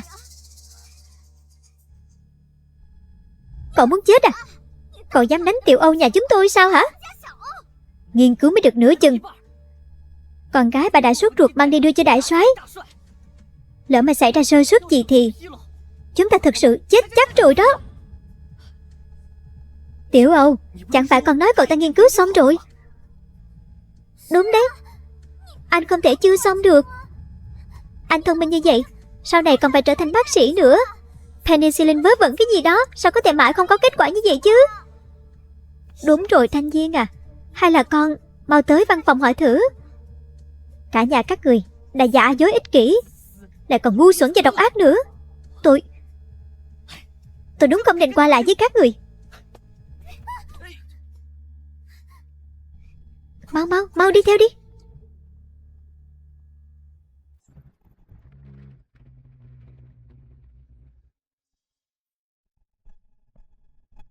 Ồ, bác sĩ à, định đi đâu vậy? Trời ạ, cậu hay quá. Sao cậu lại tới đây? Còn không phải tại con gái cưng và con rể thuốc của ông đã nghiên cứu ra thuốc giả hại chết người ta hay sao chứ? Không phải thuốc giả, chỉ là chưa hoàn thành thôi.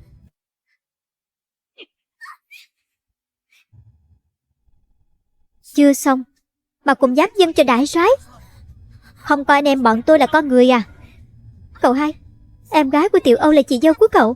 Cậu không nể mặt như vậy là quá đáng lắm rồi đó. Quá đáng à?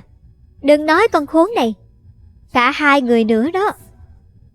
Dẫn hết đi cho tôi. Trỏ, thả tôi ra. Thả ra. Thả tôi ra, cậu hai. Không được, ngoan ngoãn chút đi. Cậu không thể đối xử với bọn tôi như vậy. Nhà chúng tôi là gia tộc có tiếng đó. Ông chủ, bố. Đứng yên, gia đình các người đã lụn bại rồi mà còn nghĩ mình to lắm à? Buông tôi ra. Anh cả ơi anh cả, đến lúc mẹ vợ anh rơi vào tay tôi muốn xem anh sẽ quỳ xuống cầu xin tôi như thế nào. Cậu chủ, không lâu trước thiếu soái đã đón mẹ ruột của bà chủ đi rồi.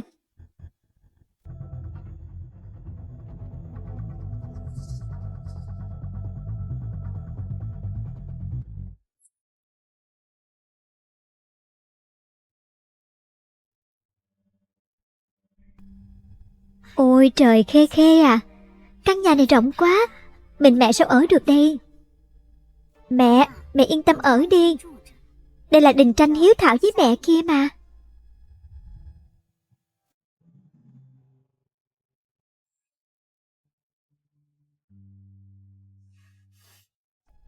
Mẹ, chúng ta vào trong xem đi.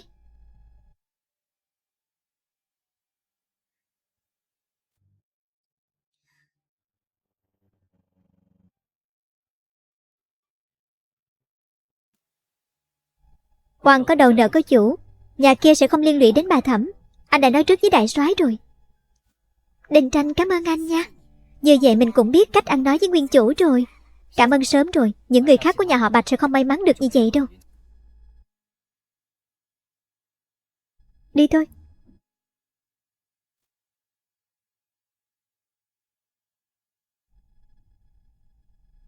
Cô đi bảo đại soái cho bọn tôi thêm chút thời gian. Cố Thanh Diên nhất định có thể nghiên cứu ra phương thuốc đó mà. Tôi không lừa gạt cô đâu. Tôi không có. Cho thêm thời gian thì anh ta cũng không nghiên cứu ra được. À, khốn nhà cô thì biết cái gì chứ. Anh ấy nhất định sẽ làm được. Không thì sao tôi lại chọn đấy chứ. Cô tin anh ta như vậy à? Tất nhiên rồi. Tôi vốn không giống với người bình thường mấy người đâu. Tôi là con gái của trời. Tôi có thể nhìn thấy được tương lai. Cố Thanh Diên, anh ấy chính là người có tiềm năng nhất được trời chọn. Xem ra tương lai mà cô nhìn thấy cũng rất là hạn chế đó. Cô đang ghen tị chứ gì? Cô nghĩ sao cũng được. Nhưng rõ ràng tôi đã cảnh cáo cô rồi, đừng lấy mạng người ra đùa giỡn nữa. Cô cố chấp mù quáng, cuối cùng chỉ hại người hại mình mà thôi. Sao tôi lại hại người được chứ? Cố Thanh Diên còn chưa bị. Đủ rồi. Nếu cô có chút bản lĩnh thì kiếm việc làm chút việc thiện đi. Chỉ biết chọn cổ phiếu tiềm năng để há miệng chờ sung, ham ăn lười làm dựa dẫm cho người khác như vậy, cuối cùng cũng chết thảm thôi à. Không được. Cô nhất định phải cứu tôi là chị của cô. Cho dù không có cứu bố mẹ thì cô cũng phải cứu tôi chứ. Cố Thanh Diên có tiềm năng. Tôi nhất định sẽ trở thành quý bà thượng lưu của Thượng Hải. Tôi không thể chết được đâu. Lòng dạ xấu xa, tự tạo nghiệp thì không thể sống đâu. Tôi không thể chết được đâu. Tôi không thể chết được mà.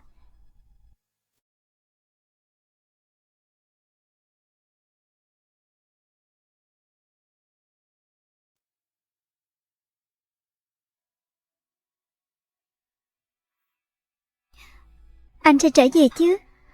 Mong anh quay về à?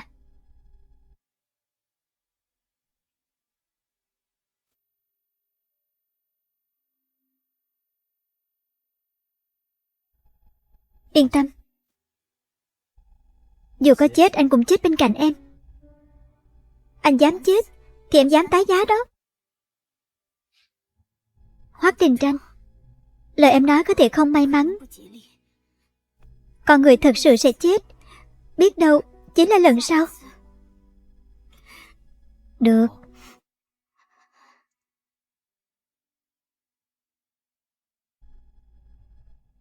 Em biết chuyện Cố Thanh Diên làm thuốc giả bị lên báo mới xảy ra chưa lâu. Việc kiểm duyệt thuốc thang của quân đội Anh vẫn rất là nghiêm. Nhưng xin anh hãy tin em nha. Thuốc này không phù hợp với thời đại. Nếu bị nghi ngờ, thân phận của mình có thể bị bại lộ mất thôi.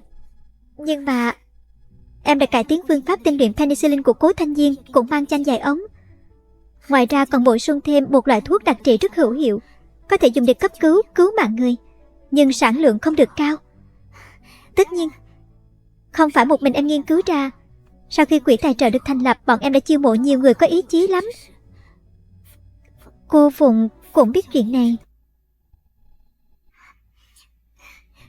Vì vậy, nếu gặp phải nguy hiểm thực sự không xử lý nổi, anh cứ thử dùng nó xem.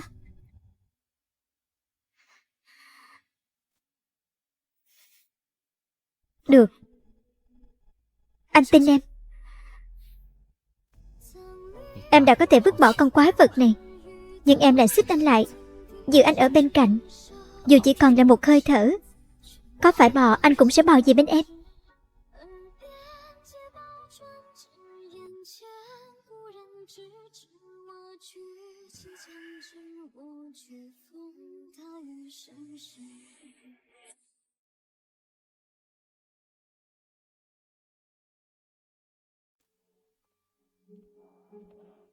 Đại soái đã ra trận suốt 2 tháng rồi. Cô đúng là bình tĩnh thật đó. Tôi có sự nghiệp của mình phải lo. Nếu bà chủ rảnh rỗi quá thì cũng tự tìm việc gì đó mà làm đi. Cũng đúng. Ngay cả bố ruột của mình mà cũng đưa lên pháp trường được thì còn gì để nói với cô chứ.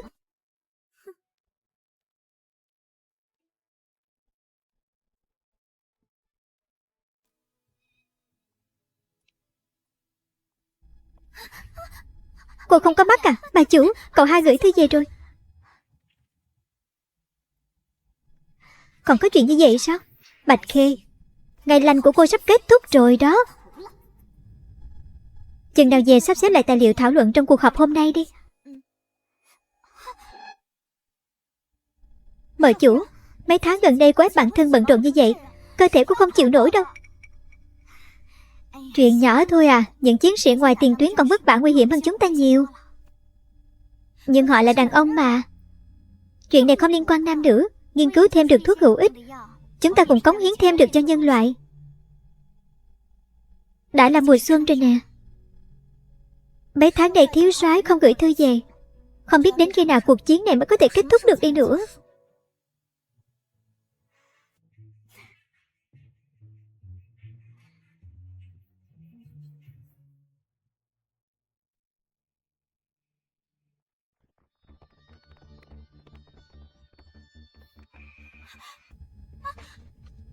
Các người làm gì vậy?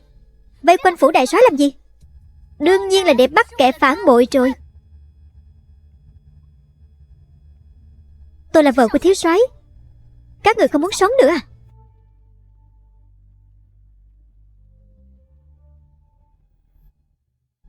Hoắc Đình Tranh nhân lúc vừa thắng trận đã ám hại đại soái rồi. Bắt cô đấy.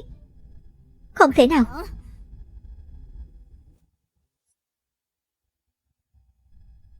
Không thể nào. Con người anh ta lòng lang dạ sói, có gì là không thể. Anh ấy vẫn luôn rất tôn trọng đại soái. Xem ra cô chưa thấy quan tài thì chưa đổ lệ rồi. Cô tự xem đi. Giờ thì hết đường chối cãi rồi chứ. Người đâu? Áp giải vợ thiếu soái đi cho tôi.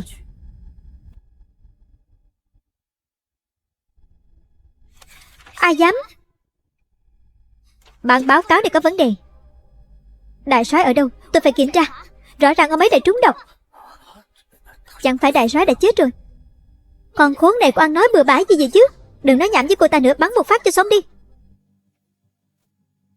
Không sao. Đây là báo cáo quân y của chúng tôi. Không phải thứ cô muốn lật là lật được. Phải không, bác sĩ Cố?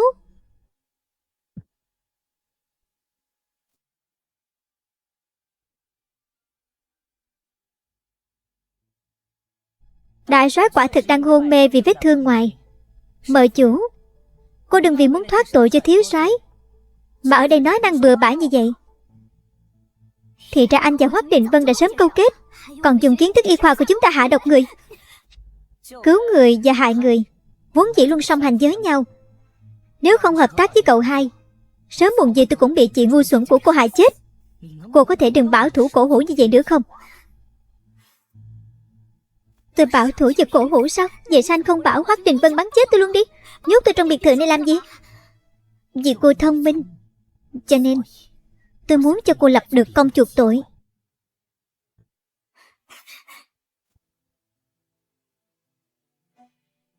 Quỹ tài trợ y tế của cô đúng là làm ăn rất khá. Cậu hai đã để mắt tới mảng này lâu rồi. Cậu ấy bảo tôi chiêu mộ thêm người, làm thêm một số thử nghiệm lâm sàng. Các người mà làm được thí nghiệm gì chứ? Chẳng lẽ là thí nghiệm trên người? Tôi đã nói cô rất thông minh mà. Bạch Khê, cô theo tôi sẽ không bạc đãi cô đâu. Anh nằm mơ đi. Dù có chết, tôi cũng không giúp anh làm những chuyện vô nhân tính như vậy đâu. Cô đừng nói chắc như đinh đóng cột vậy. Hoắc Đình Tranh đã chết rồi, ngoài tôi ra không ai bảo vệ cô được đâu. Anh ấy chết thật rồi sao? Đúng vậy. Anh ta đã cho cấp dưới của mình dùng thuốc cô đưa. Bản thân thì trúng đạn rồi nhiễm trùng. Dĩ nhiên là chết rồi. Bạch Khê, cô không còn nhiều thời gian đâu. Suy nghĩ cho kỹ đi.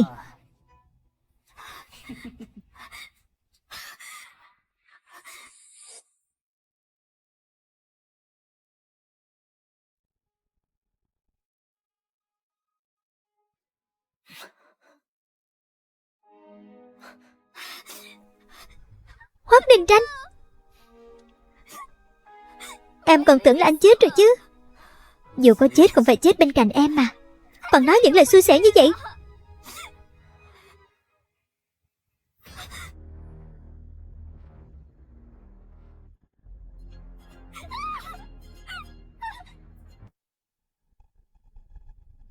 Hoắc Đình Tranh! Hoắc Đình Tranh à?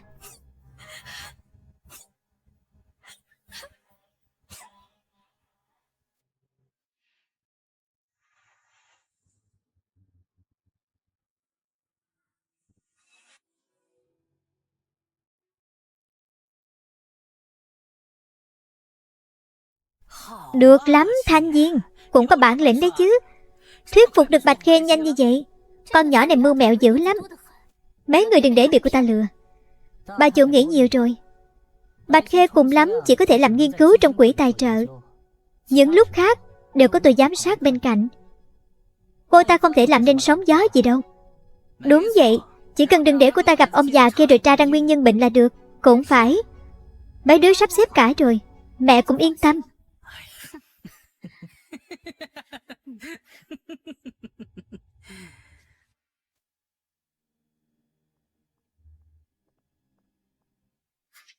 Bạch Khê, cô để hai tên khốn Hoắc Đình Vân và Cố Thanh Viên tiếp quản quỹ tài trợ, còn muốn đá tôi ra khỏi vị trí đối tác sao? Bình tĩnh đi. Không bình tĩnh nổi. Hoắc Đình Tranh vừa chết, cô đã vội đi tìm cành mới nối giáo cho giặc rồi có phải không? Cô Phùng à, tôi nói từ lâu rồi, tôi là người thức thời. Tham sống sợ chết thì cứ nói thẳng ra đi. Tham sống sợ chết thì sao? Tôi một mình không nơi nương tựa, muốn chừa cho mình một đường lui là sai sao? Nhưng cô không thể vô lương tâm được. Sao tôi lại vô lương tâm được chứ? Bến Thượng Hải rồi sẽ là của cậu hai. Tôi trao đổi với họ, ít nhất cũng giữ lại được tài trợ, không làm thí nghiệm trên người. Vì những loại thuốc khác thì sao? Bọn họ sẽ bán với giá rất cao, sẽ lũng đoạn, người dân bình thường vẫn không được hưởng lợi gì hết trơn đó. Mình tôi thay đổi được chuyện đó sao? Tôi chỉ là một người bình thường thôi. Cô Phùng, nếu cô muốn trói buộc tôi bằng đạo đức thì vô ích thôi. Biết mấy nay cô đang trong kỳ sinh lý, tâm trạng không tốt, nhưng những gì cần nói thì vẫn phải nói. Giấy hủy hợp đồng cần đưa thì vẫn phải đưa. Coi như chúng ta chưa từng quen đi. Khoan đã. Tên họ Cố kia, đừng tưởng có Hoắc Đình Vân chống lưng là có thể quát nạt tôi. Cô Phùng nghĩ nhiều quá rồi. Chỉ là với tư cách người đồng sáng lập mới của quỹ tài trợ, tôi cần đảm bảo không để lộ tình báo quan trọng nào. Anh...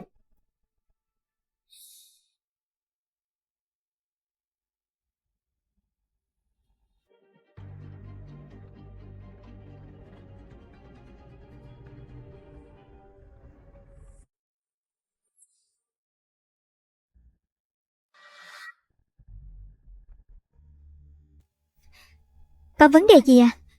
Tôi vẫn còn làm nghiên cứu chưa xong. Không có gì, chỉ là một lỗi chính tả mà thôi. Dù sao cũng là giấy hủy hợp đồng. Thôi vậy. Hai kẻ thần kinh này. Vất vả cho anh rồi. Phải nịnh nọt Hoắc Đình Vân mỗi ngày, còn phải đến giám sát tôi. Giám sát cô? Bạch Khê, cô không nhìn ra tôi đang theo đuổi cô sao? Theo đuổi? Nguyên chủ một lòng một dạ với tên cặn bã này, kết quả là bị phản bội thảm hại như vậy. Đổi thành mình thì lại là theo đuổi cơ. Cũng hơn 1 tháng rồi nhỉ. Xương cốt của Hoắc Đình Tranh e là đã bị chó hoang gặm sạch rồi. Chẳng lẽ cô còn định ở quá với anh ta sao? Cố Thanh Viên, anh bị Bạch Âu chèn ép đến điên rồi hả? Anh cho rằng ai cũng tìm người để ghép đôi sinh sản hay sao?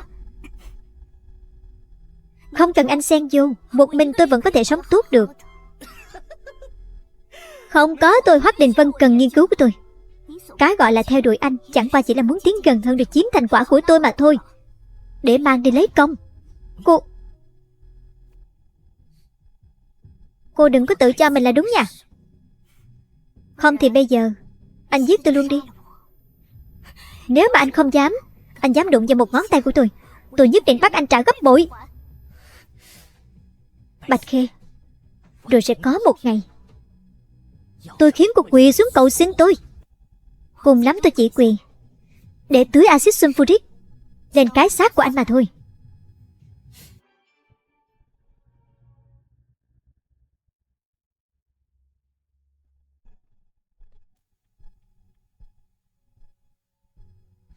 Đừng vội, đến lúc thế lực mạnh rồi thì phụ nữ nào muốn mà chả được chứ. Không sao, tôi cứ thích dưa ép chín đấy. Ngọt hay không tôi chẳng quan trọng. Có ép vỡ tôi cũng phải ép cho bằng được. Anh với anh tôi đúng là kẻ si tình, bị cùng một người phụ nữ xoay như chong chóng. Nhưng đừng quên việc chính. Khoảng một tuần nữa cấp dưới của lão già sẽ bị tôi mua chuộc hết.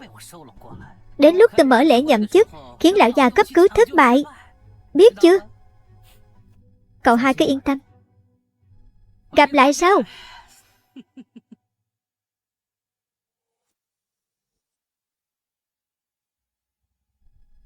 Tức chết mất thôi. Cô chủ cô về rồi. Biết rõ tôi đang đến kìa mà còn chọc giận tôi. Bạch Khê, cô là đồ khốn. Chúng tôi đun trà sâm đường đỏ theo công thức của cô Bạch cho cô đấy. Cô mau uống một chút đi.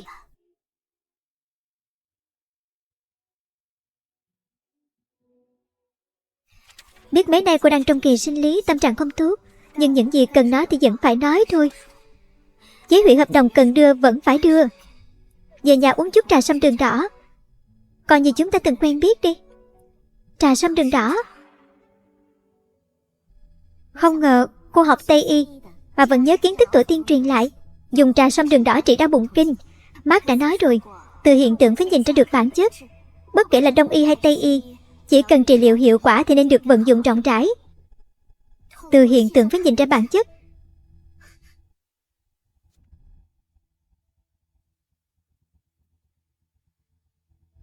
Trà sâm chứa saponin nhân sâm. Phương thuốc mà Bạch Khê đưa luôn có hàm lượng nhân sâm rất cao.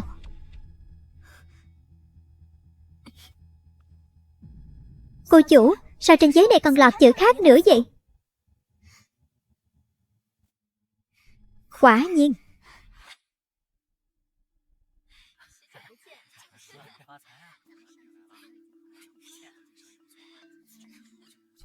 Cảm ơn mọi người đã đến dự lễ nhậm chức của tôi ngày hôm nay. Tiếc là bố tôi giờ vẫn đang cấp cứu trong bệnh viện. Hiện giờ mong ước lớn nhất của tôi là ông ấy có thể sớm tỉnh lại. Bạch Khê, cô đâu cần biểu hiện rõ ràng như vậy. Giết bố giết anh, ở cổ đại đều bị chém đầu.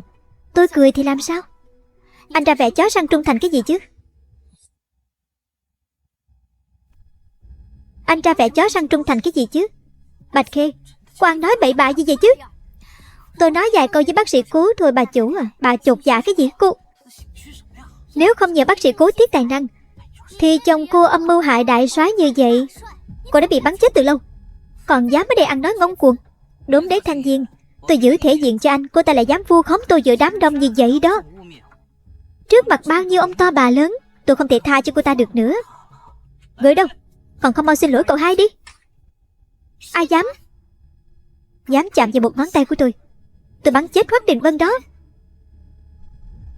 Tưởng có một mình cầm khẩu súng như vậy đó, nghĩa là lên trời thật rồi à? Ai nói cô ấy chỉ có một mình?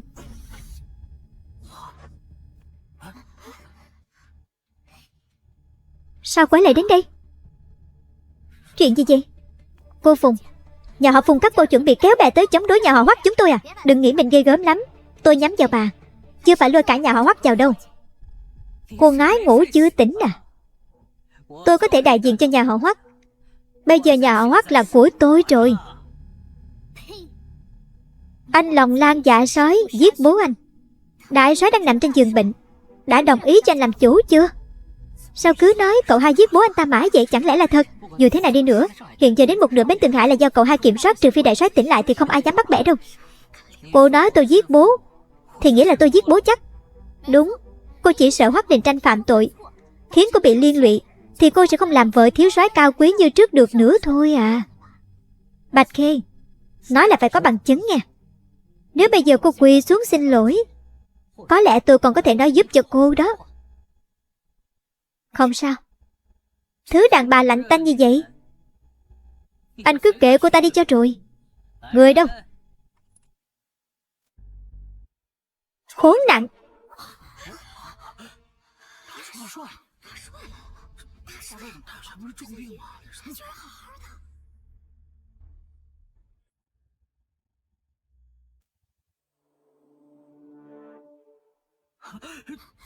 Không phải anh nói đã kiểm soát lượng thuốc, hôm nay sẽ tiễn ông ta lên đường sao? Tôi đã sắp xếp xong hết rồi mà. Trừ phi... Biết mấy nay cô đang trong kỳ sinh lý, tâm trạng không tốt, nhưng những gì cần nói tôi vẫn phải nói ra đây.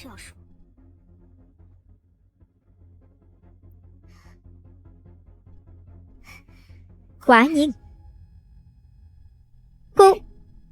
Cô diễn kịch trước mặt tôi. Đúng vậy. Tôi chắc chắn đại soái không phải bị thương ở ngoài, mà là trúng độc. Vậy nên đã âm thầm mời cô Phùng cứu ông ấy. Không thể nào. Đại soái, ông không sao thì tốt quá rồi. Một đám xài lang hổ báo trên chiến trường gài bẫy hãm hại tao với anh của mày, còn dám quay về làm bộ làm tịch. Vậy thì đã sao chứ? Tất cả các người đều thiên vị cho cái tên Hoắc Đình Tranh kia. Có ai nghĩ cho tôi chứ? Tôi không tranh thì ai sẽ nghĩ cho tôi đây? Cái anh gọi là tranh chính là giết bố anh, đảo lộn luân thường đạo lý hay sao? Tôi cứ giết đấy, tôi cứ đảo lộn đấy thì sao nào? Lão già nhà ông vốn dĩ đã chết trận cùng Hoắc Đình Tranh thì đã chẳng có chuyện gì. Ông cứ phải làm to chuyện lên. Đồ khốn. Mày còn muốn như thế nào nữa đây? Vậy thì đừng trách tôi độc ác và tàn nhẫn nha. Tất cả mọi người ở đây đều phải chết cùng các ngươi. Tao xem mày dám không?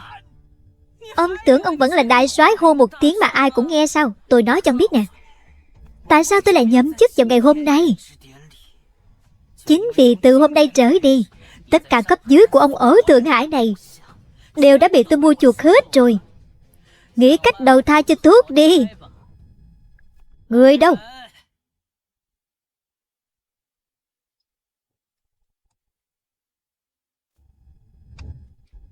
Bạch Khê, đủ rồi. Tôi cho cô nhiều cơ hội như vậy rồi mà cô không biết trân trọng. Đừng trách hôm nay tôi không đứng tay.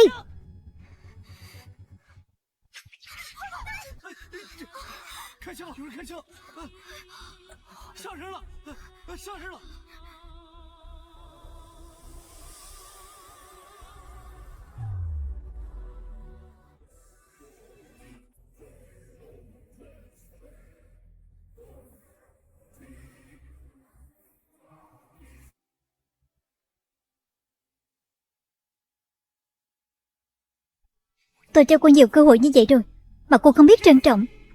Đừng trách hôm nay tôi không đứng tay.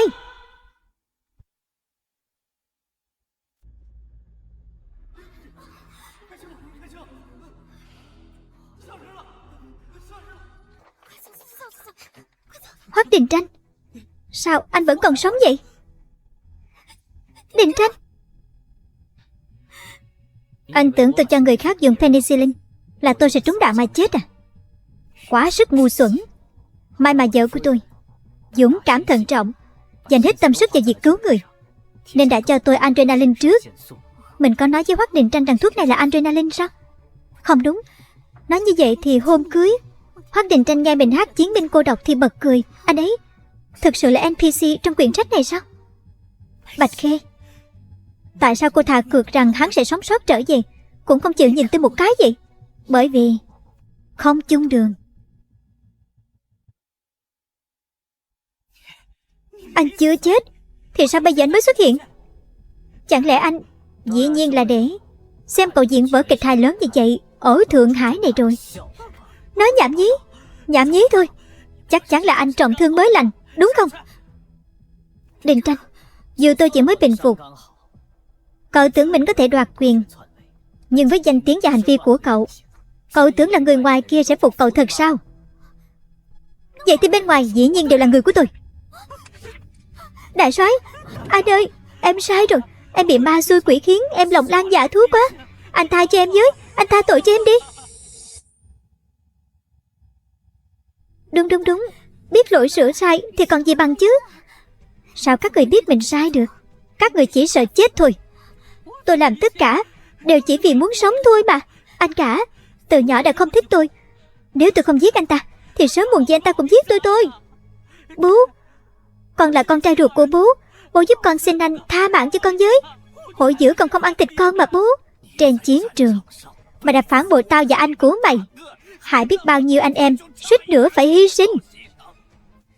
Tao không có loại con độc ác đến như mày đâu. Ông cũng muốn tôi chết sao? Hạng tiểu nhân đê tiện ác ôn như anh, cả Thượng Hải này sẽ không bỏ qua cho đâu. Dạ chúng xuống cho tôi. Bỏ tôi ra. Đừng sợ, anh về rồi. Thế thì đã sao? Bạch Khê, Hoắc Đình Tranh, tôi mới là đại soái mới của bến Thượng Hải. Tôi mới là bầu trời của bến Thượng Hải này. Đồ mất dạy.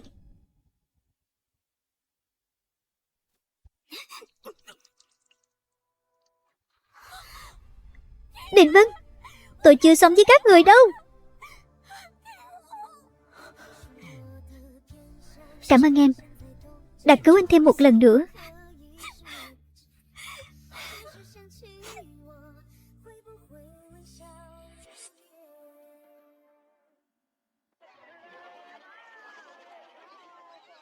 Không ngờ vòng đi vòng lại tôi lại trở về làm đối tác quỹ tài trợ của cô.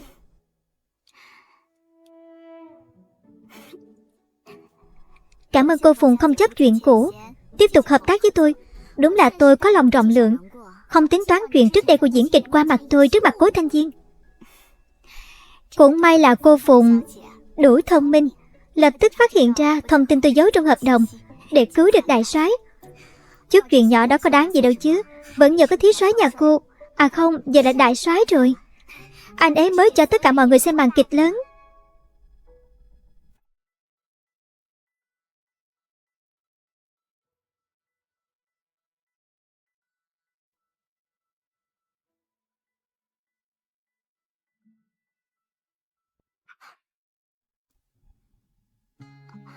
Chủ tịch Bạch, nổi gió rồi, về nhà trước đi. Có chuyện gì để mai rồi hẳn nói.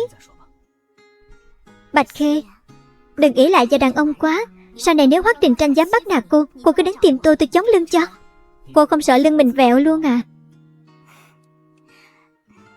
Yên tâm đi, bắt nạt thì cũng là tôi bắt nạt anh ấy thôi.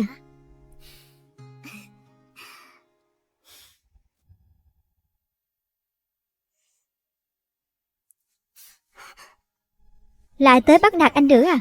Ở ngoài thì đùa lấy lệ thôi. Em thương anh còn không kịp. Hoắc Đình Tranh à, cảm ơn anh.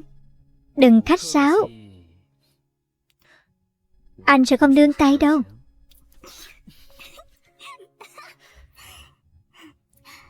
Cảm ơn anh. Dù đã trải qua bao phen hiểm ác đến như vậy, nhưng vẫn sẵn lòng cùng em cố gắng, khiến thời đại này trở nên tốt đẹp hơn. Tiện tay thôi mà. Ngày cưới của chúng mình, anh còn nhớ sau câu gửi những tiếng nức nở gào thét đêm tối thì em đã hát thêm gì không? Ai nói đứng nơi ánh sáng mới là anh hùng? Hôm đó rõ ràng chưa hát đến câu cuối cùng, lòi đuôi rồi chứ gì.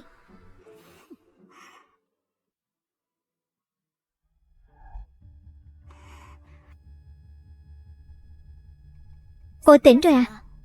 Còn trẻ thế này, sau này không được thức đêm nữa đâu đó. Dạo này nhiều người thức đêm xong rồi hôn mê bất tỉnh quá à. Tôi đã hôn mê bao lâu rồi? Cô bình phục cũng nhanh, ngủ nửa ngày đã tỉnh rồi. Hôm qua có một chàng trai được đưa vào, cũng vì bình thường áp lực quá nên thức đêm nằm suốt một ngày một đêm luôn.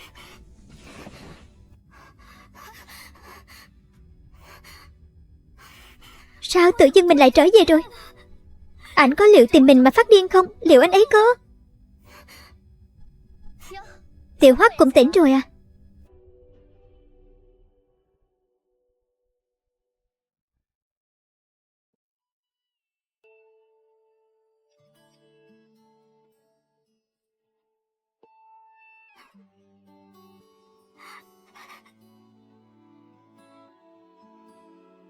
Xin chào. Anh Hoắc. Chào. Cô Bạch.